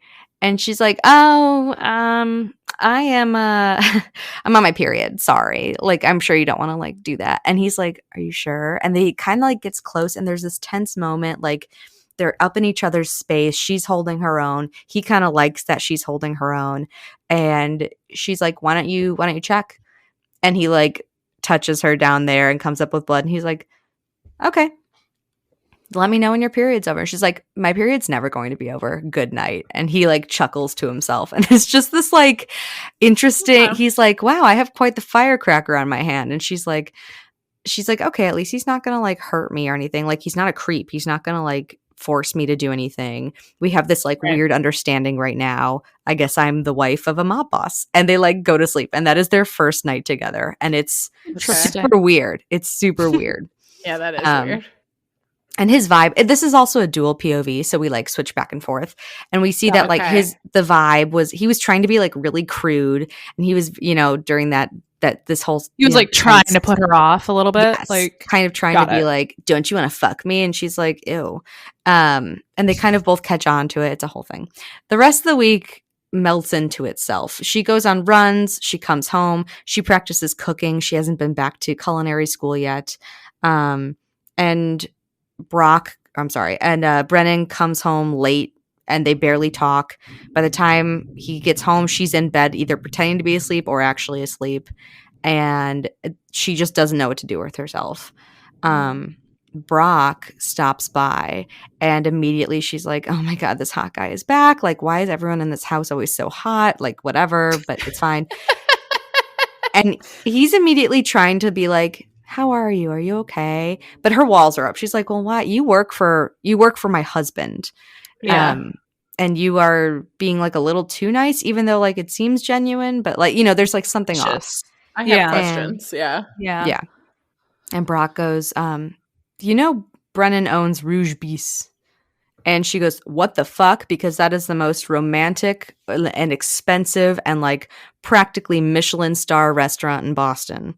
And he's like, yeah, he has his fingers in a lot of pies. He has a lot of restaurants. Practically Michelin star. Practically Michelin star. He can't quite get a star, but okay. It's, you know what? It's more James Beard. It's not Michelin. It's the recognition. And he's like, you are married to him. Why don't you ask him to like work there? Like get a job, do something. And she's like, I can do things. And he's like, yes, like you are, do things. You're royalty now. And so, you know, she kind of thinks about it all day. She like practices her cooking. The very mean Hispanic housekeeper is like, get out of my kitchen, you're ruining everything. And like she like smells the food. She's like, it's good food, but like get the fuck out of the kitchen. It's like this whole thing. And she kind of like walks around and the night comes and she waits up for him. And he comes home late, as usual, after a rough day. He has some, like, blood speckled on him. She never asks. But he's downstairs. This is, like, they also live in this, like, penthouse. It's, like, a duplex penthouse. So there's, like, an upstairs and a downstairs in, like, the middle of Boston. And it's gorgeous. And she goes down. She's, like, very trepidly? Doesn't matter. It's, like... trepidatiously. Thank you. Trepidatiously? She asks... how his day was, and he's like, why the fuck should I tell you you hate me? And she's like, I don't hate you, like I just don't know you and you're kind of scary. And he's like, you promise you don't hate me? And he's like been drinking. He's not drunk, but everyone, they're just feeling loose, and her plan is not going at all as she expected. She wanted to like proposition him with this like offer for her, an up and coming chef, to be his new star in this thing. And he just keeps going, you don't hate me? You don't hate me? And she goes, no. And he goes, okay, prove it. And he walks closer to her, and she kind of stumbles back into the wall. And he very, like, cautiously kind of leans in. And when she doesn't say no or do anything, he kisses her. And they kiss hard. They kiss hard. And he pushes her against the wall.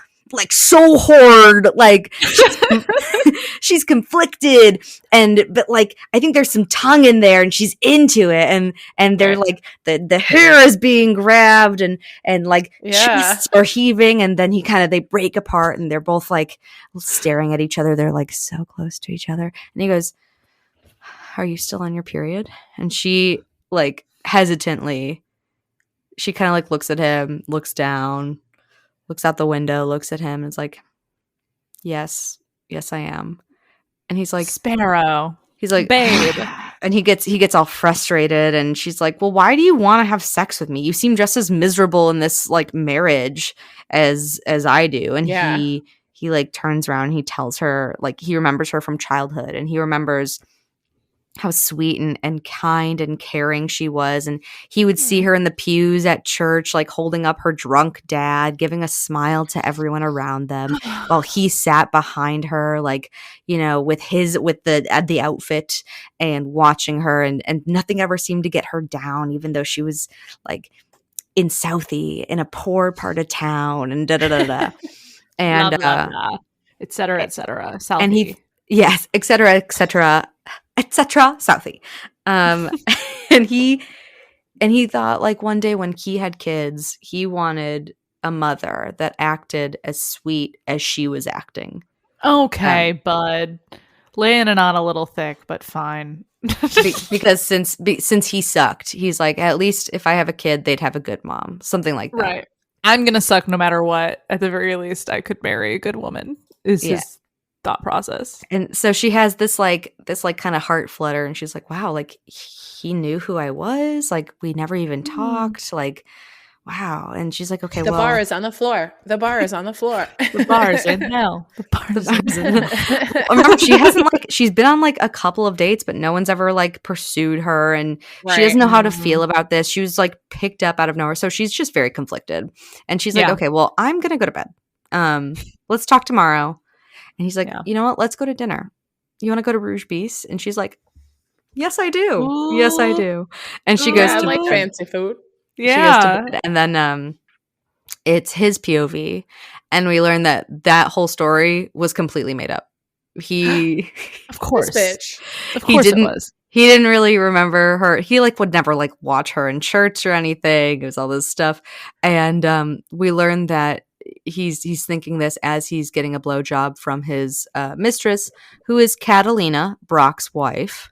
Catalina wine mixer. The Catalina wine mixer, who we met in the beginning of this story. She really is. She is mixing some wines right now. Mm-hmm. And he's getting a blowjob, and she's just like sitting there on the floor, and he's like, I'm good. And he like leaves, and he states how selfish of a lover he is. And we also see like snippets of Brock being like a really good dad, and he really cares about his kid, and Catalina does not. She is like not there. Like she does the very bare minimum for her son. So like while her son is in the other room watching TV, like Brennan comes over, and I'm just going to call him Brennan because I keep doing that. And she's like, oh, we can go into the other room. And he's like, your kid is over there. She's like, yeah, he's fine. He doesn't matter. So we get like snippets of that. And we hear more like POV stuff. We learn that we hear more about like his dad's murder. He was very close to his dad. It was a hit, and his dad's side piece was actually Sparrow's mom. And Sparrow thought that her mom up and left her. And we learned that when his dad was like killed in his cabin, he was with Sparrow's mom. So like he is the reason Sparrow doesn't have a mom anymore.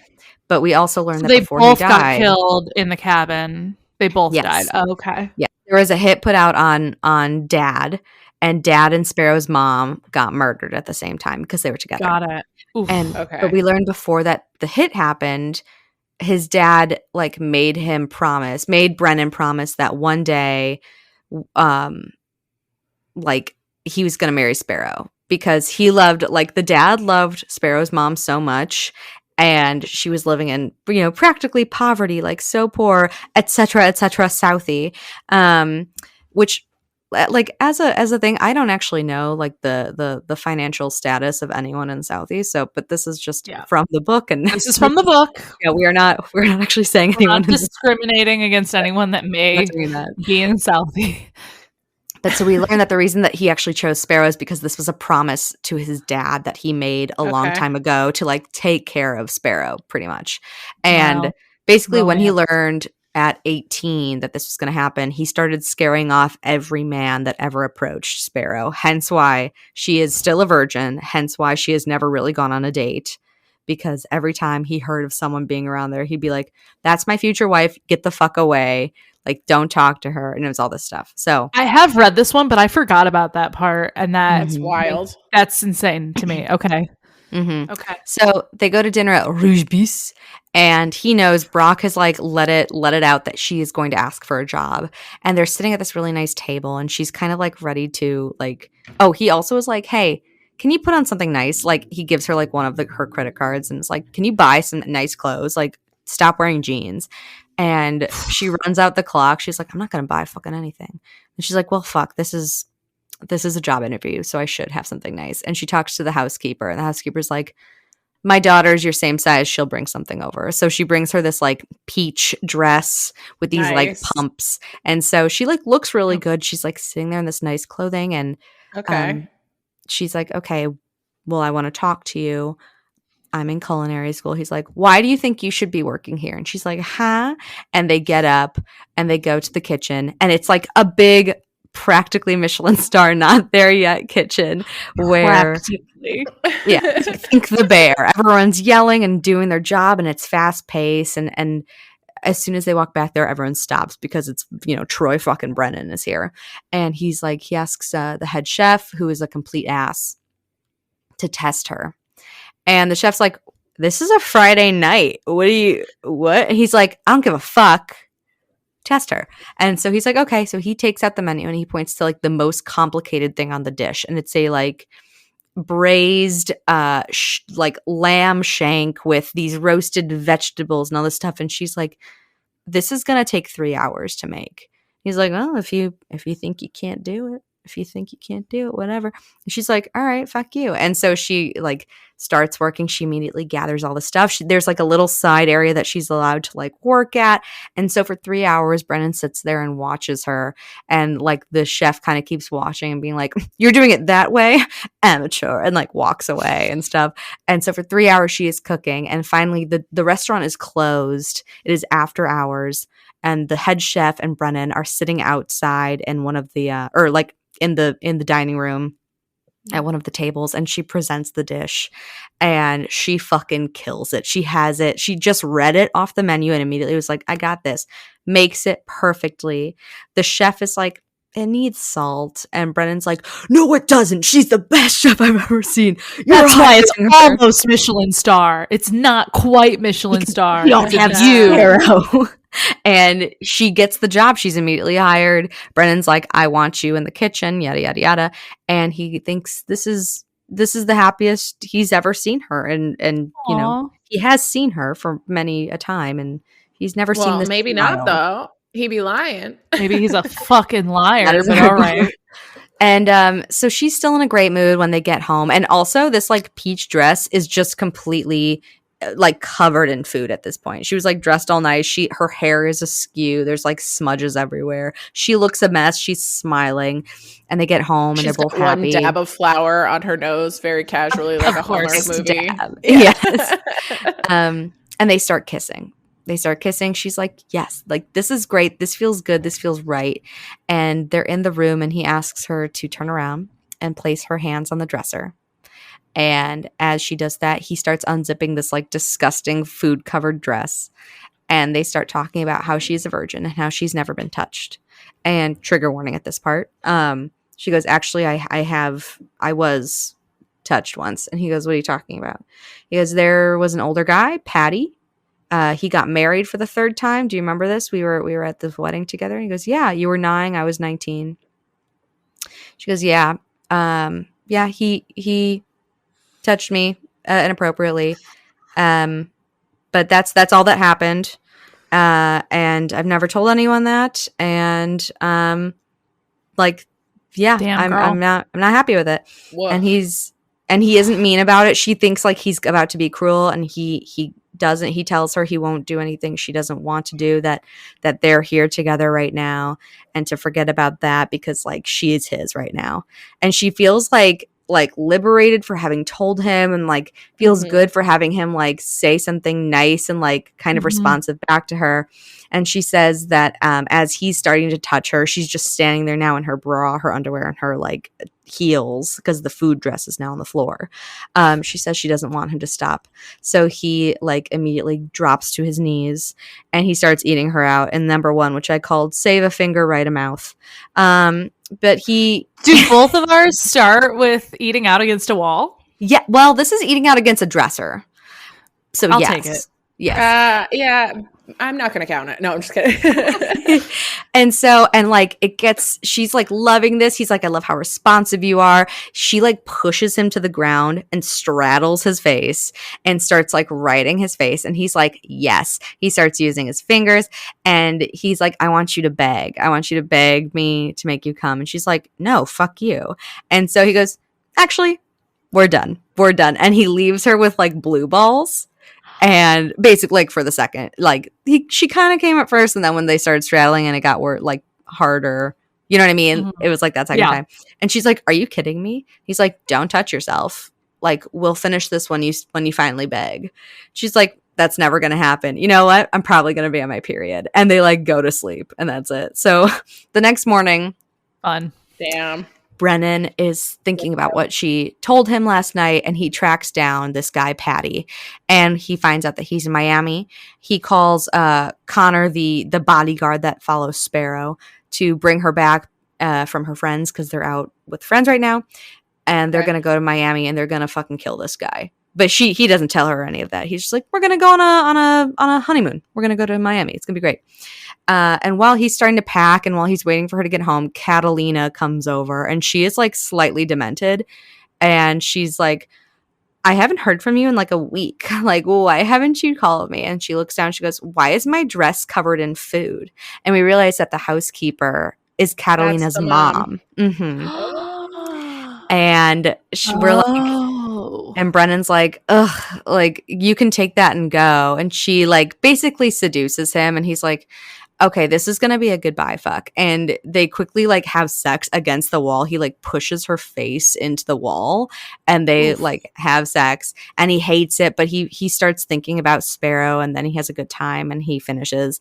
And as she leaves like a makeup stain on the wall, to which I was like, how much makeup was she wearing? That's wild. She had a full face. Have you ever seen that TikTok of when they like stop the car and the girl's face like implants on the thing? That's what I was thinking of, and I was like, oh, she's got to get a better setting powder. They obviously slammed on the brakes, and there was like a leather headrest in front of her, and her whole face kept like her squinted eyes, like are just, it's perfect. I love it. Crazy. And so like a stamp. That's what you're picturing though against the wall. That's what I was thinking. Just like and also face. Also with the like squinty face because you're squished against the wall. Like I imagine that it's like a closed eye.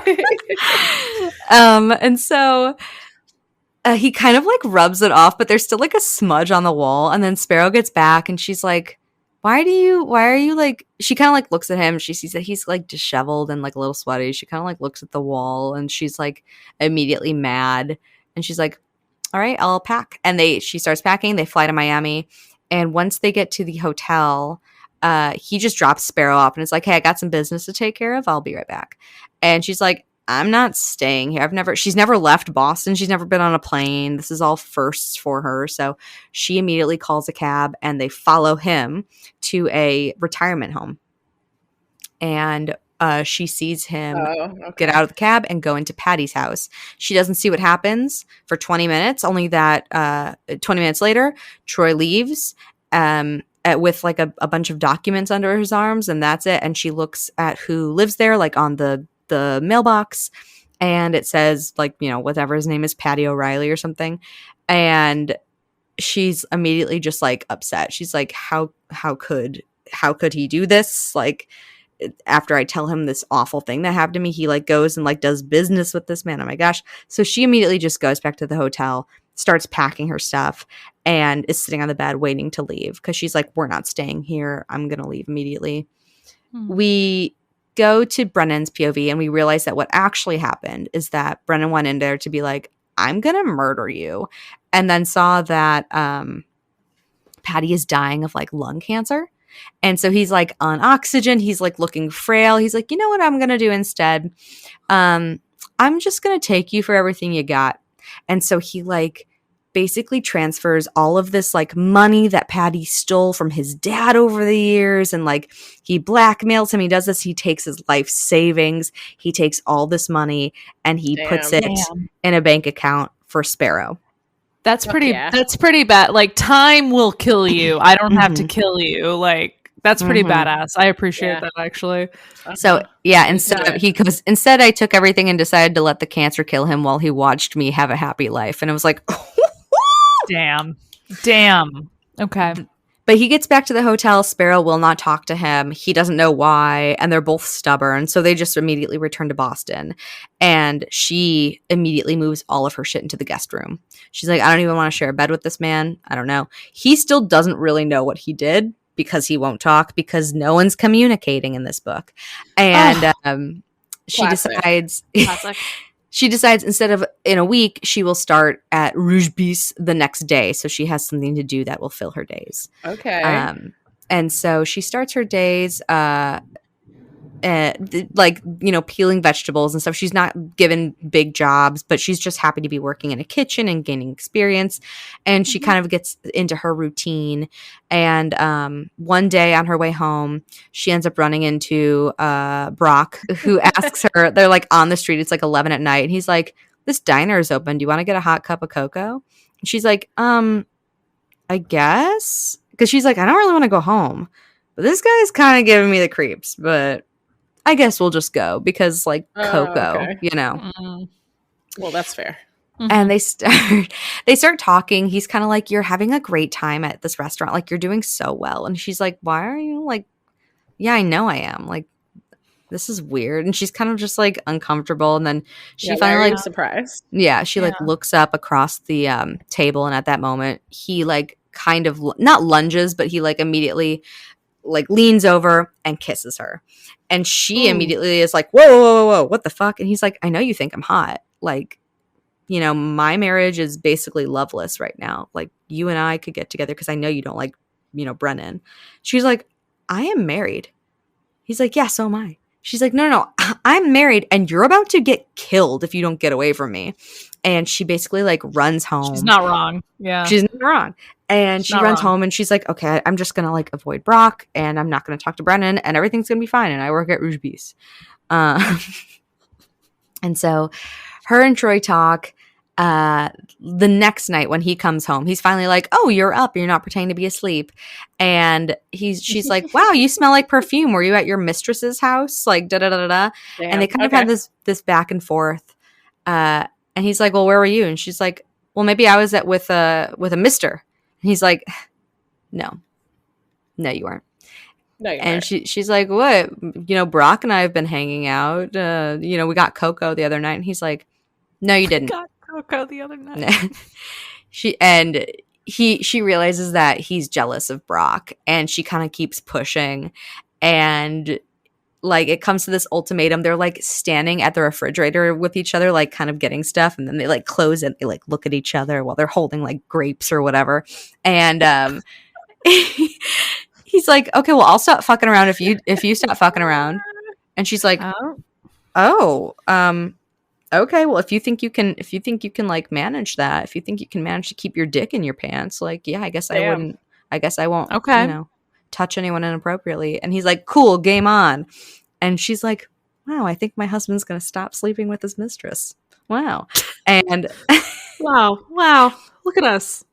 Who'd have thought? And the next night, like, she's tired. She comes home from the restaurant. She's getting into bed when the door bursts open and he goes, I'm not sleeping with my mistress anymore. So you're coming back to bed. And she's like, uh-huh. And he like picks her up and like basically takes her stuff. And he's like, you're sleeping in my bed now. And she's like, okay, well, I still don't trust you. I'm really mad at you. And he finally like is like, hey, can I tell you what happened in Miami? And she's like, I don't want to hear about it. And he's like, no, this is what happened. He tells her what he did.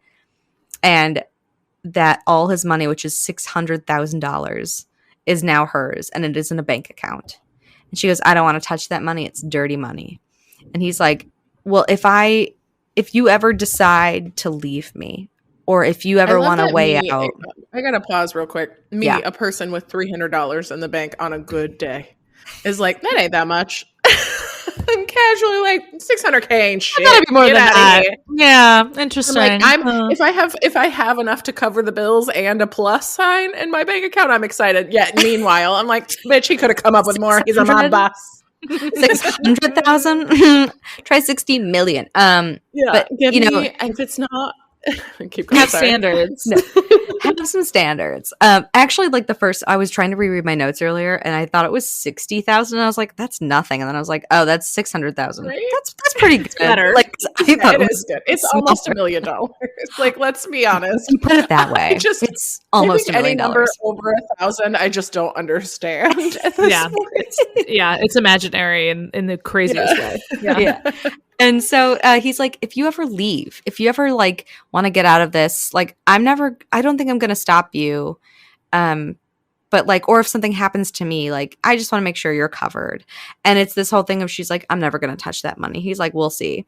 And then she's like, well, I'm glad you did this for me, blah, blah, blah. And one thing leads to another, and they finally bang.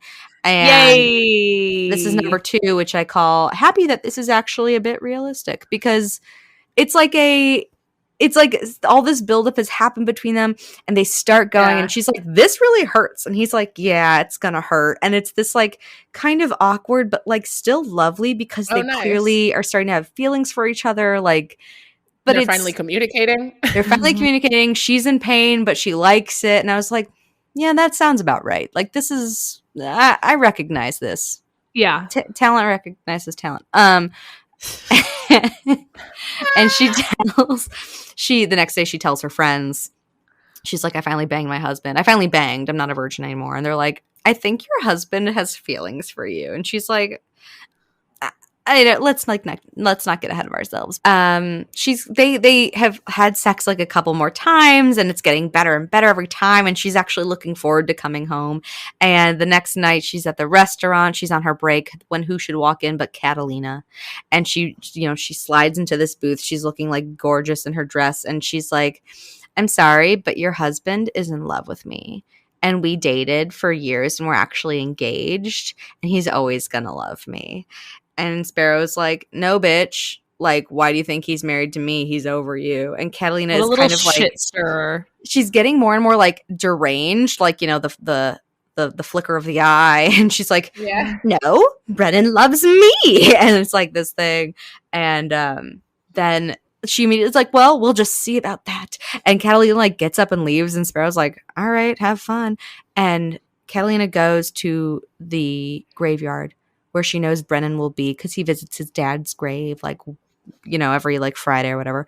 And he's not just a goth kid walking around the cemetery listening to emo music. He goes to the grave, and it's raining, and she gets down on her knees and she goes, Brennan, I'm begging you to take me back. Like, please, I need you. I love you. And he's like, ew, no, get away from me. You chose somebody else. And we learned the backstory a little more, that they were engaged for a very long time. Okay. She was addicted to drugs. He got her clean. And while she was in rehab, she ended up meeting Brock and got pregnant. And so and then she came out of rehab. She's like, I still love you, but I'm pregnant. And he's like, get the fuck out of here.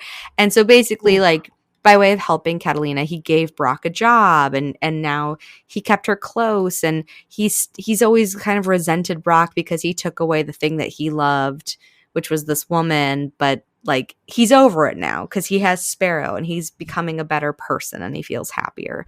And so Catalina's just like, oh. Sparrow and Catalina are wild main character names, by the way. I just need to say that. Sparrow is a name. Catalina Wine Mixer, I think we all know, but like, just like the combination. I'm okay with like a few rogue names in a book, but Sparrow and Catalina, it's giving like I'm looking around and I can't think of names. I'm just, Sparrow, Catalina, Brennan, and Brock are a lot. It's a handful. It's a handful of names. Yeah. And so that night, Sparrow gets home and she kind of confronts him about Catalina, and she asks him to start telling her more stuff because she's like, I'm married to you. I want to know what you do. I want to know. I heard you killed these people. I want to know if that's true. And he kind of reveals more about wanting to find his dad's killer, about wanting to find who hired the hitman. And he has this list of 3 names. It's the hitman, the priest, and then it's like guy who hired hitman. And he has the first 2 crossed out, and he's like, still got to find that third.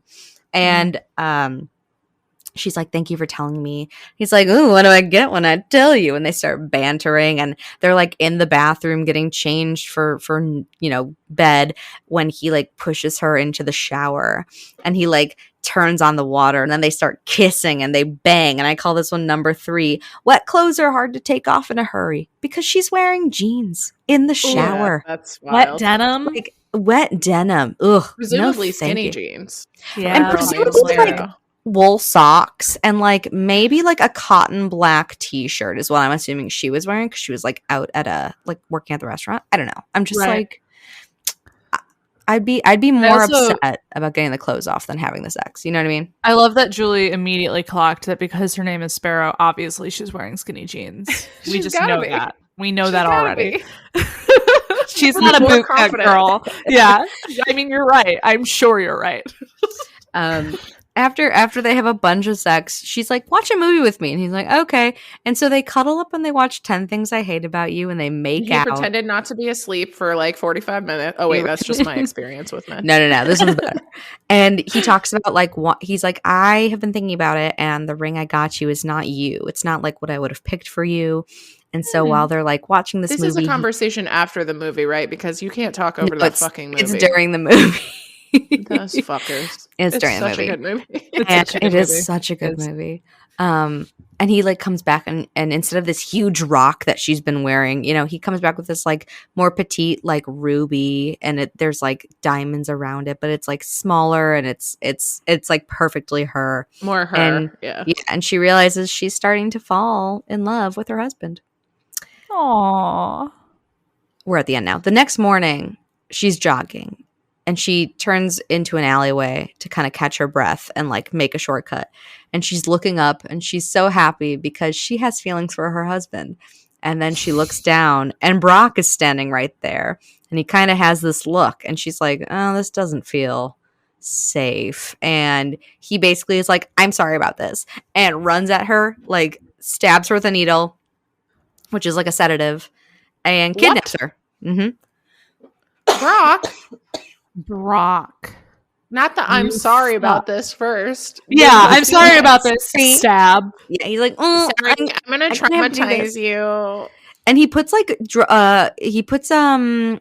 what's this? Chloroform. He puts chloroform. I was gonna say roofies. That's a different kind. He puts chloroform in her legs, so she can't like move her legs, and she like wakes up and she is like handcuffed to the safety bar in the car. Her legs. Did he chloroform her pussy? Like, what are you talking about? He has syringes of chloroform. Oh, he, like, crazy!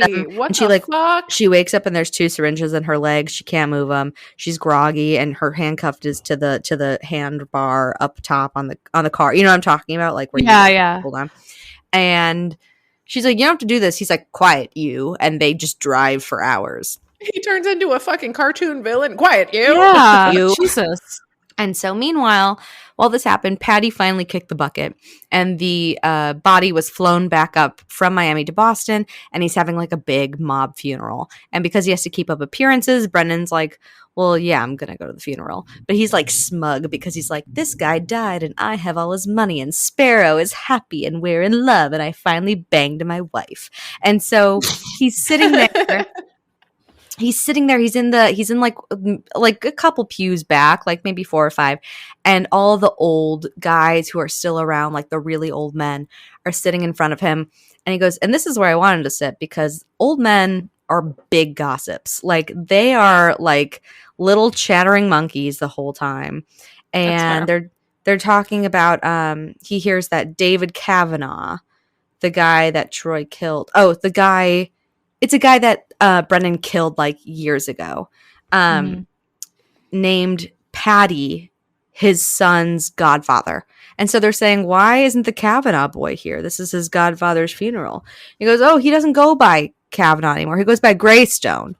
Like, oh, okay. It's like, yeah, it's like something stupid. It's like Brock Greystone or something. And they're like, he's like, that's weird.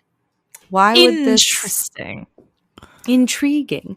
And he kind of puts, he's like, why would Brock be this? And why wouldn't he tell me and all this stuff? And well, he must be mad at me because I killed his dad. And so maybe, and then he kind of puts it together. And he goes, I think Brock is the guy that ordered the hit on my father.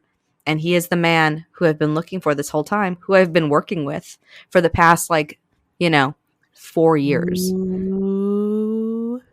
And so when he does this, he's like, wait, where's Sparrow? He calls Sparrow, immediately finds out she's missing. She's still in the coop. He tracks her phone to it was thrown into a dumpster. The Sparrow has I hear it. The Sparrow's still in the coop. Good job. Thank you. You want me to write that one down? Wait. The Sparrow No. has. We could do better. We could do better. And he immediately checks if the bank account has been touched, and the 600,000 is still there. So he goes, okay, she didn't just up and leave. I think something happened to her. Also, why would she throw her phone into a dumpster? Yada yada yada. He calls her friends. He tells them to start scouring the city. He calls the police. He's like, I need an APB out on Sparrow. Yada yada yada. And he has people in the police bulletin. For those of you that don't watch propaganda like I do. Oh, so I didn't know that. And meanwhile, as this is happening, Brock has taken.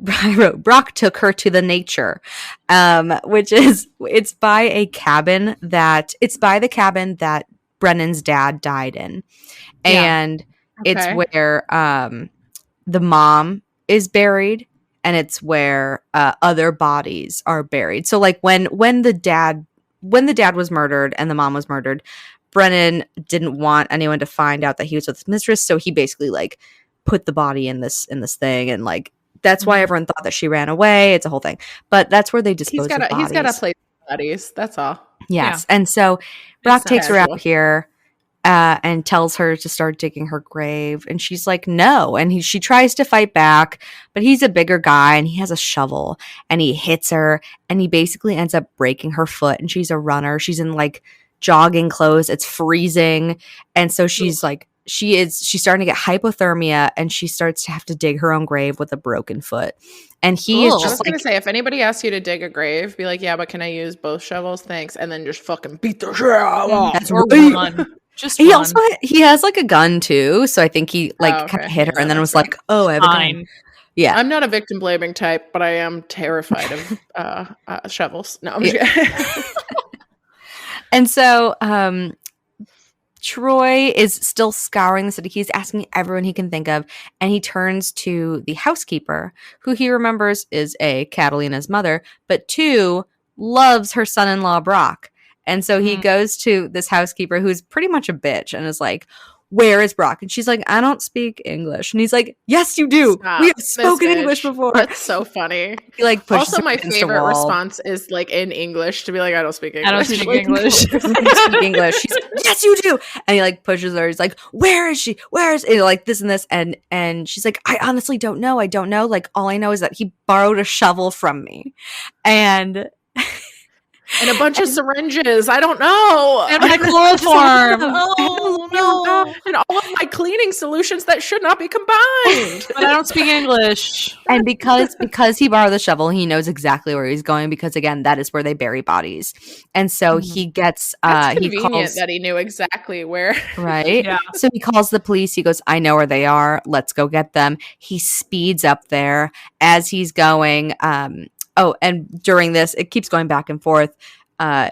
Sparrow is now so cold and so hurt that she can no longer dig. So she is now tied to a tree as Brock continues to just dig. And he's like, did you know that this happened? And he's just saying all this bad shit about Brennan, doing his evil villain monologue.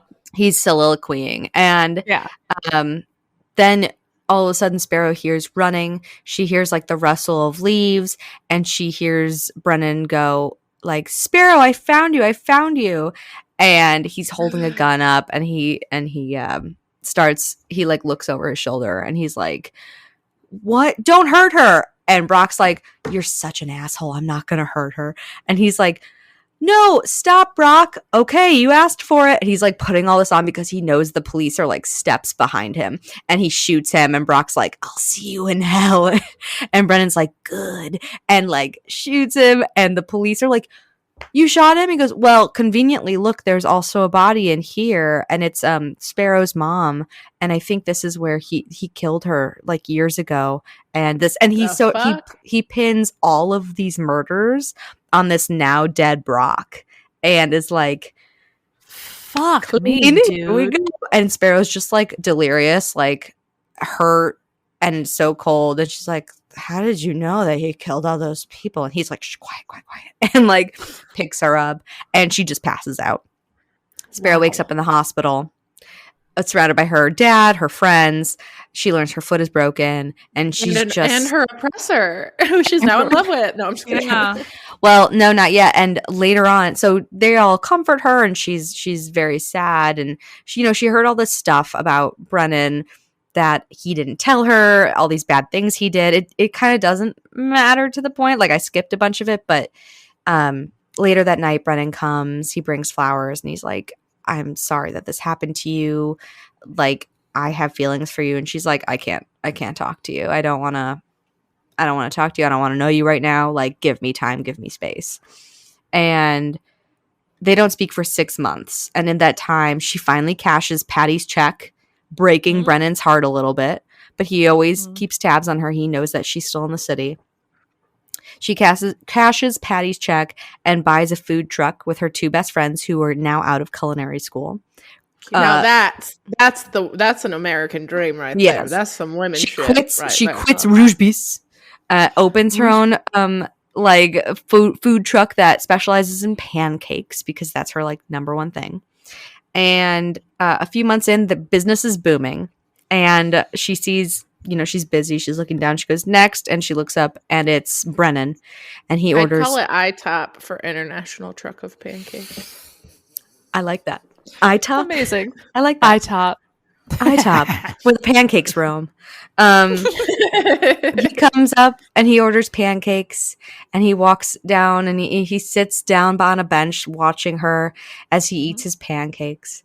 And she runs out and she's like, I missed you. And she goes, I missed you too. And they fall in love again. And then they fall in love and everyone's in love and it's fine. And they get back together and she moves back into the penthouse. And she's a mob wife. And she forgets that he murdered her mommy.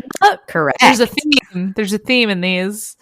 I don't care that you murdered my parent.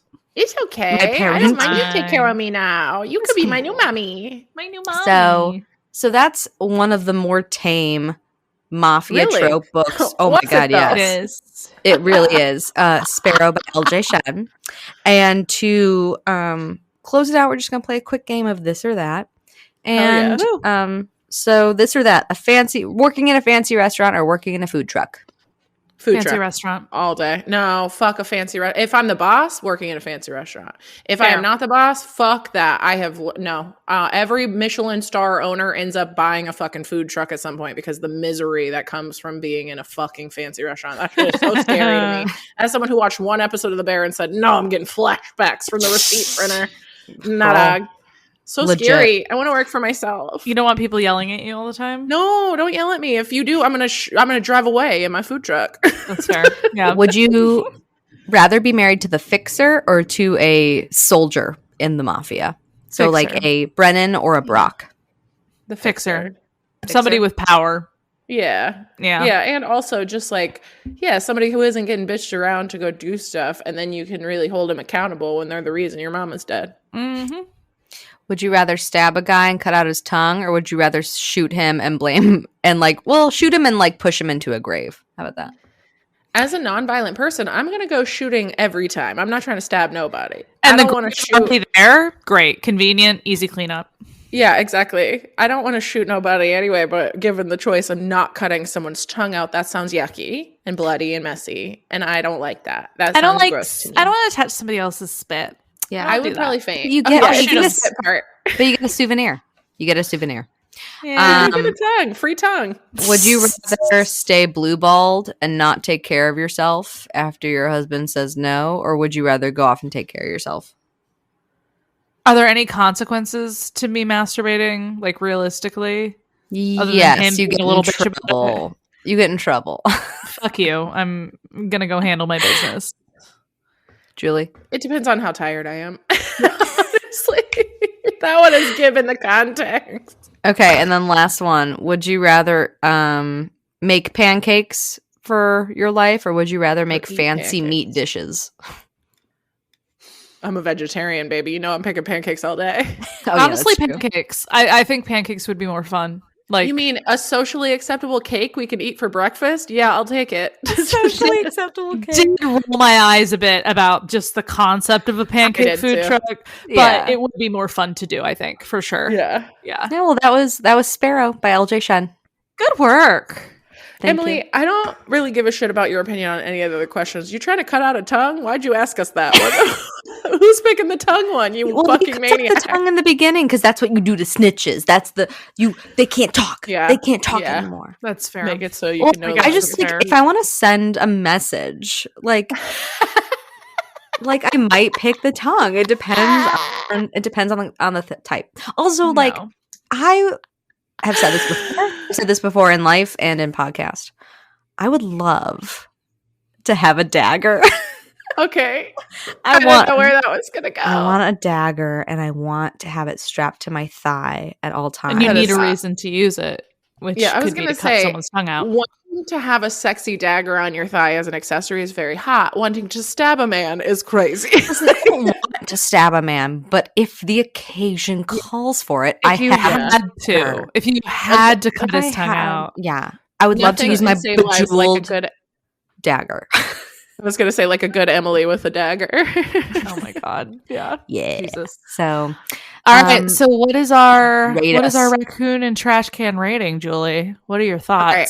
I'm giving 5 raccoons and a trash can to Jess's story. Thank you. I got another 5. I was enraptured. I felt like I knew the people. I honestly felt like I was like, these are, again, I find myself getting caught up and going, why would they behave this way? Like, I'm like, because it's a story. Yeah. And I really like that. Yours really hit a lot of the tropes that I think I expected. I'm going to only give you 4, Emily. And here's the reason. I'll take it. I'll take it. Because you think I can't handle a more intense story. Maybe I can. You could have given me the hardcore. I could have taken hardcore mama shit. It's like really dark. Like it's it wouldn't have been fun to talk about, probably. It wouldn't be as fun to talk about because that is so real. I do appreciate you have to say the dark stuff to like get to the other stuff, but the other stuff is so fun because it's so intense. But you're like, yeah, there's some child trafficking. Like, that's you can't casually drop. That's like a big, no, I feel you. I'm only giving yours 4 only because I did feel the story more where I'm like, it felt Hallmark movie-esque where it was like, I'm grabbing tropes and I am putting them in, not you as a reader, but like as the writer, it's like, I'm going to grab a food truck trope. She loves food. She likes to cook. She's culinary school. You know what I mean? Like it felt very like Mod Podge of like, love tropes with mafia tropes. Mm-hmm. That is the prequel to a bunch of the mob books that she writes later, and those 2 are the parents of some of the people. And so it has like passed down. So you see, I read this later. I read that series first. And it's this like really nice Irish mom and dad. And you hear that he used to be in charge, but like he's so nice and she's so nice. And they're like classic, like nice parents. And then you read this, you're like, holy fuck. But thank you. I will accept my 4. No, I do. You only get the 4. Just I think it was the pancake food truck really gave it Hallmark movie vibes. That's okay. Oh, she has money and she gets the freedom to choose now. I do like that though. There were parts of it I really loved. So 4 is really solid to me. I didn't expect to give any 5s this season, to be completely honest. Yeah, we keep surprising you. Yeah, I keep handing them out like hotcakes, like my food truck, like the iTop does. I mean, you have 2 more chances to give away 5 raccoons. And so just wondering, what do you want to talk about in your second to last episode? Shit. Yeah. I want to do more fantastical, like I liked the idea of the sun god moment. I know we did AU, so that didn't count, but I kind of want to do more fantasy moment, like more like magical things interjecting. I don't care what the storyline is. I don't care if it's soulmates or whatever. I kind of like the idea of some magic involved. I don't know if that's a trope necessarily, but I know there's like supernatural elements we could probably add. That could be a trope, or like we've done fated mates before. Yeah. We've not done soulmates. It's very similar, but same. It's not the same though. Fated mates is more creaturey than soulmates can have a magical element. I think I was gonna say I had one more that I liked too. Okay. Throw that one out and then we can come up with like an amalgamation, I think. I love a good fantasy. I love picking things from we could do like a loose like magic users. Yeah. Okay. Do you want breaking new, the one that I saved from last time was breaking in old habits. Apparently this is like a tag, and it says a character receives new hands. It's implied that they'll masturbate with them, but it like can be other like skills. Apparently, like it's not just hands, but it's like you're receiving new skills that will obviously be sexualized. Just like a magical element too, if y'all want more freedom with it to go, because you don't have to go high fantasy necessarily like you've already done. You can go like just like some magical element that is involved in the sexual experience or whatever, because I don't want to add any. Let's say magical. Let's say magic. Let's just say magic as a blanket thing. And then you and I can find something. And if you're worried about like what we're going to call it, we can chat about what we're finding and then kind of see if there's a way to bridge the gap. I think that'll be easier between it's not like not necessarily what I'll call it. It's more just like what because I just like to narrow it down. But I think magic with a magic and using that magic in sex. How about that? Magic, magic sex. Magic sex. Sex magic. Sex magic. Yeah. It's magic. It's magic. It is. Okay. So I'm gonna pick a fandom that that already has magic in the canon then, because I think that would be more fun. I just was thinking something more fantastical and exciting and with like a different element. I love you said sun goddess earlier and I thought that sounded really fun, and then you were like, it's AU, and I was like, oh, I wanted her to do magic stuff with her sun stuff. Okay, cool. Magic fucking I was gonna say smagic, but you can't say that with an F. I've got a few of these. Okay, well, do we want to do what are you reading? Or are we skipping that today? I'm not reading anything. Me either. So I was going to say TikTok memes. All right, well, join us next time for Smagic. Smagic! We're just two reckons. Talking about the best trash in town. Bye! Bye! Femmes Reading Filth is hosted, produced, and edited by Emily Barusian and Jessica Mall. Intro music by Tom Lehrer. Outro music by David Reddick. You can follow us on Instagram, Facebook, and TikTok at Femmes Reading Filth. Thank you for listening. Bye! Bye!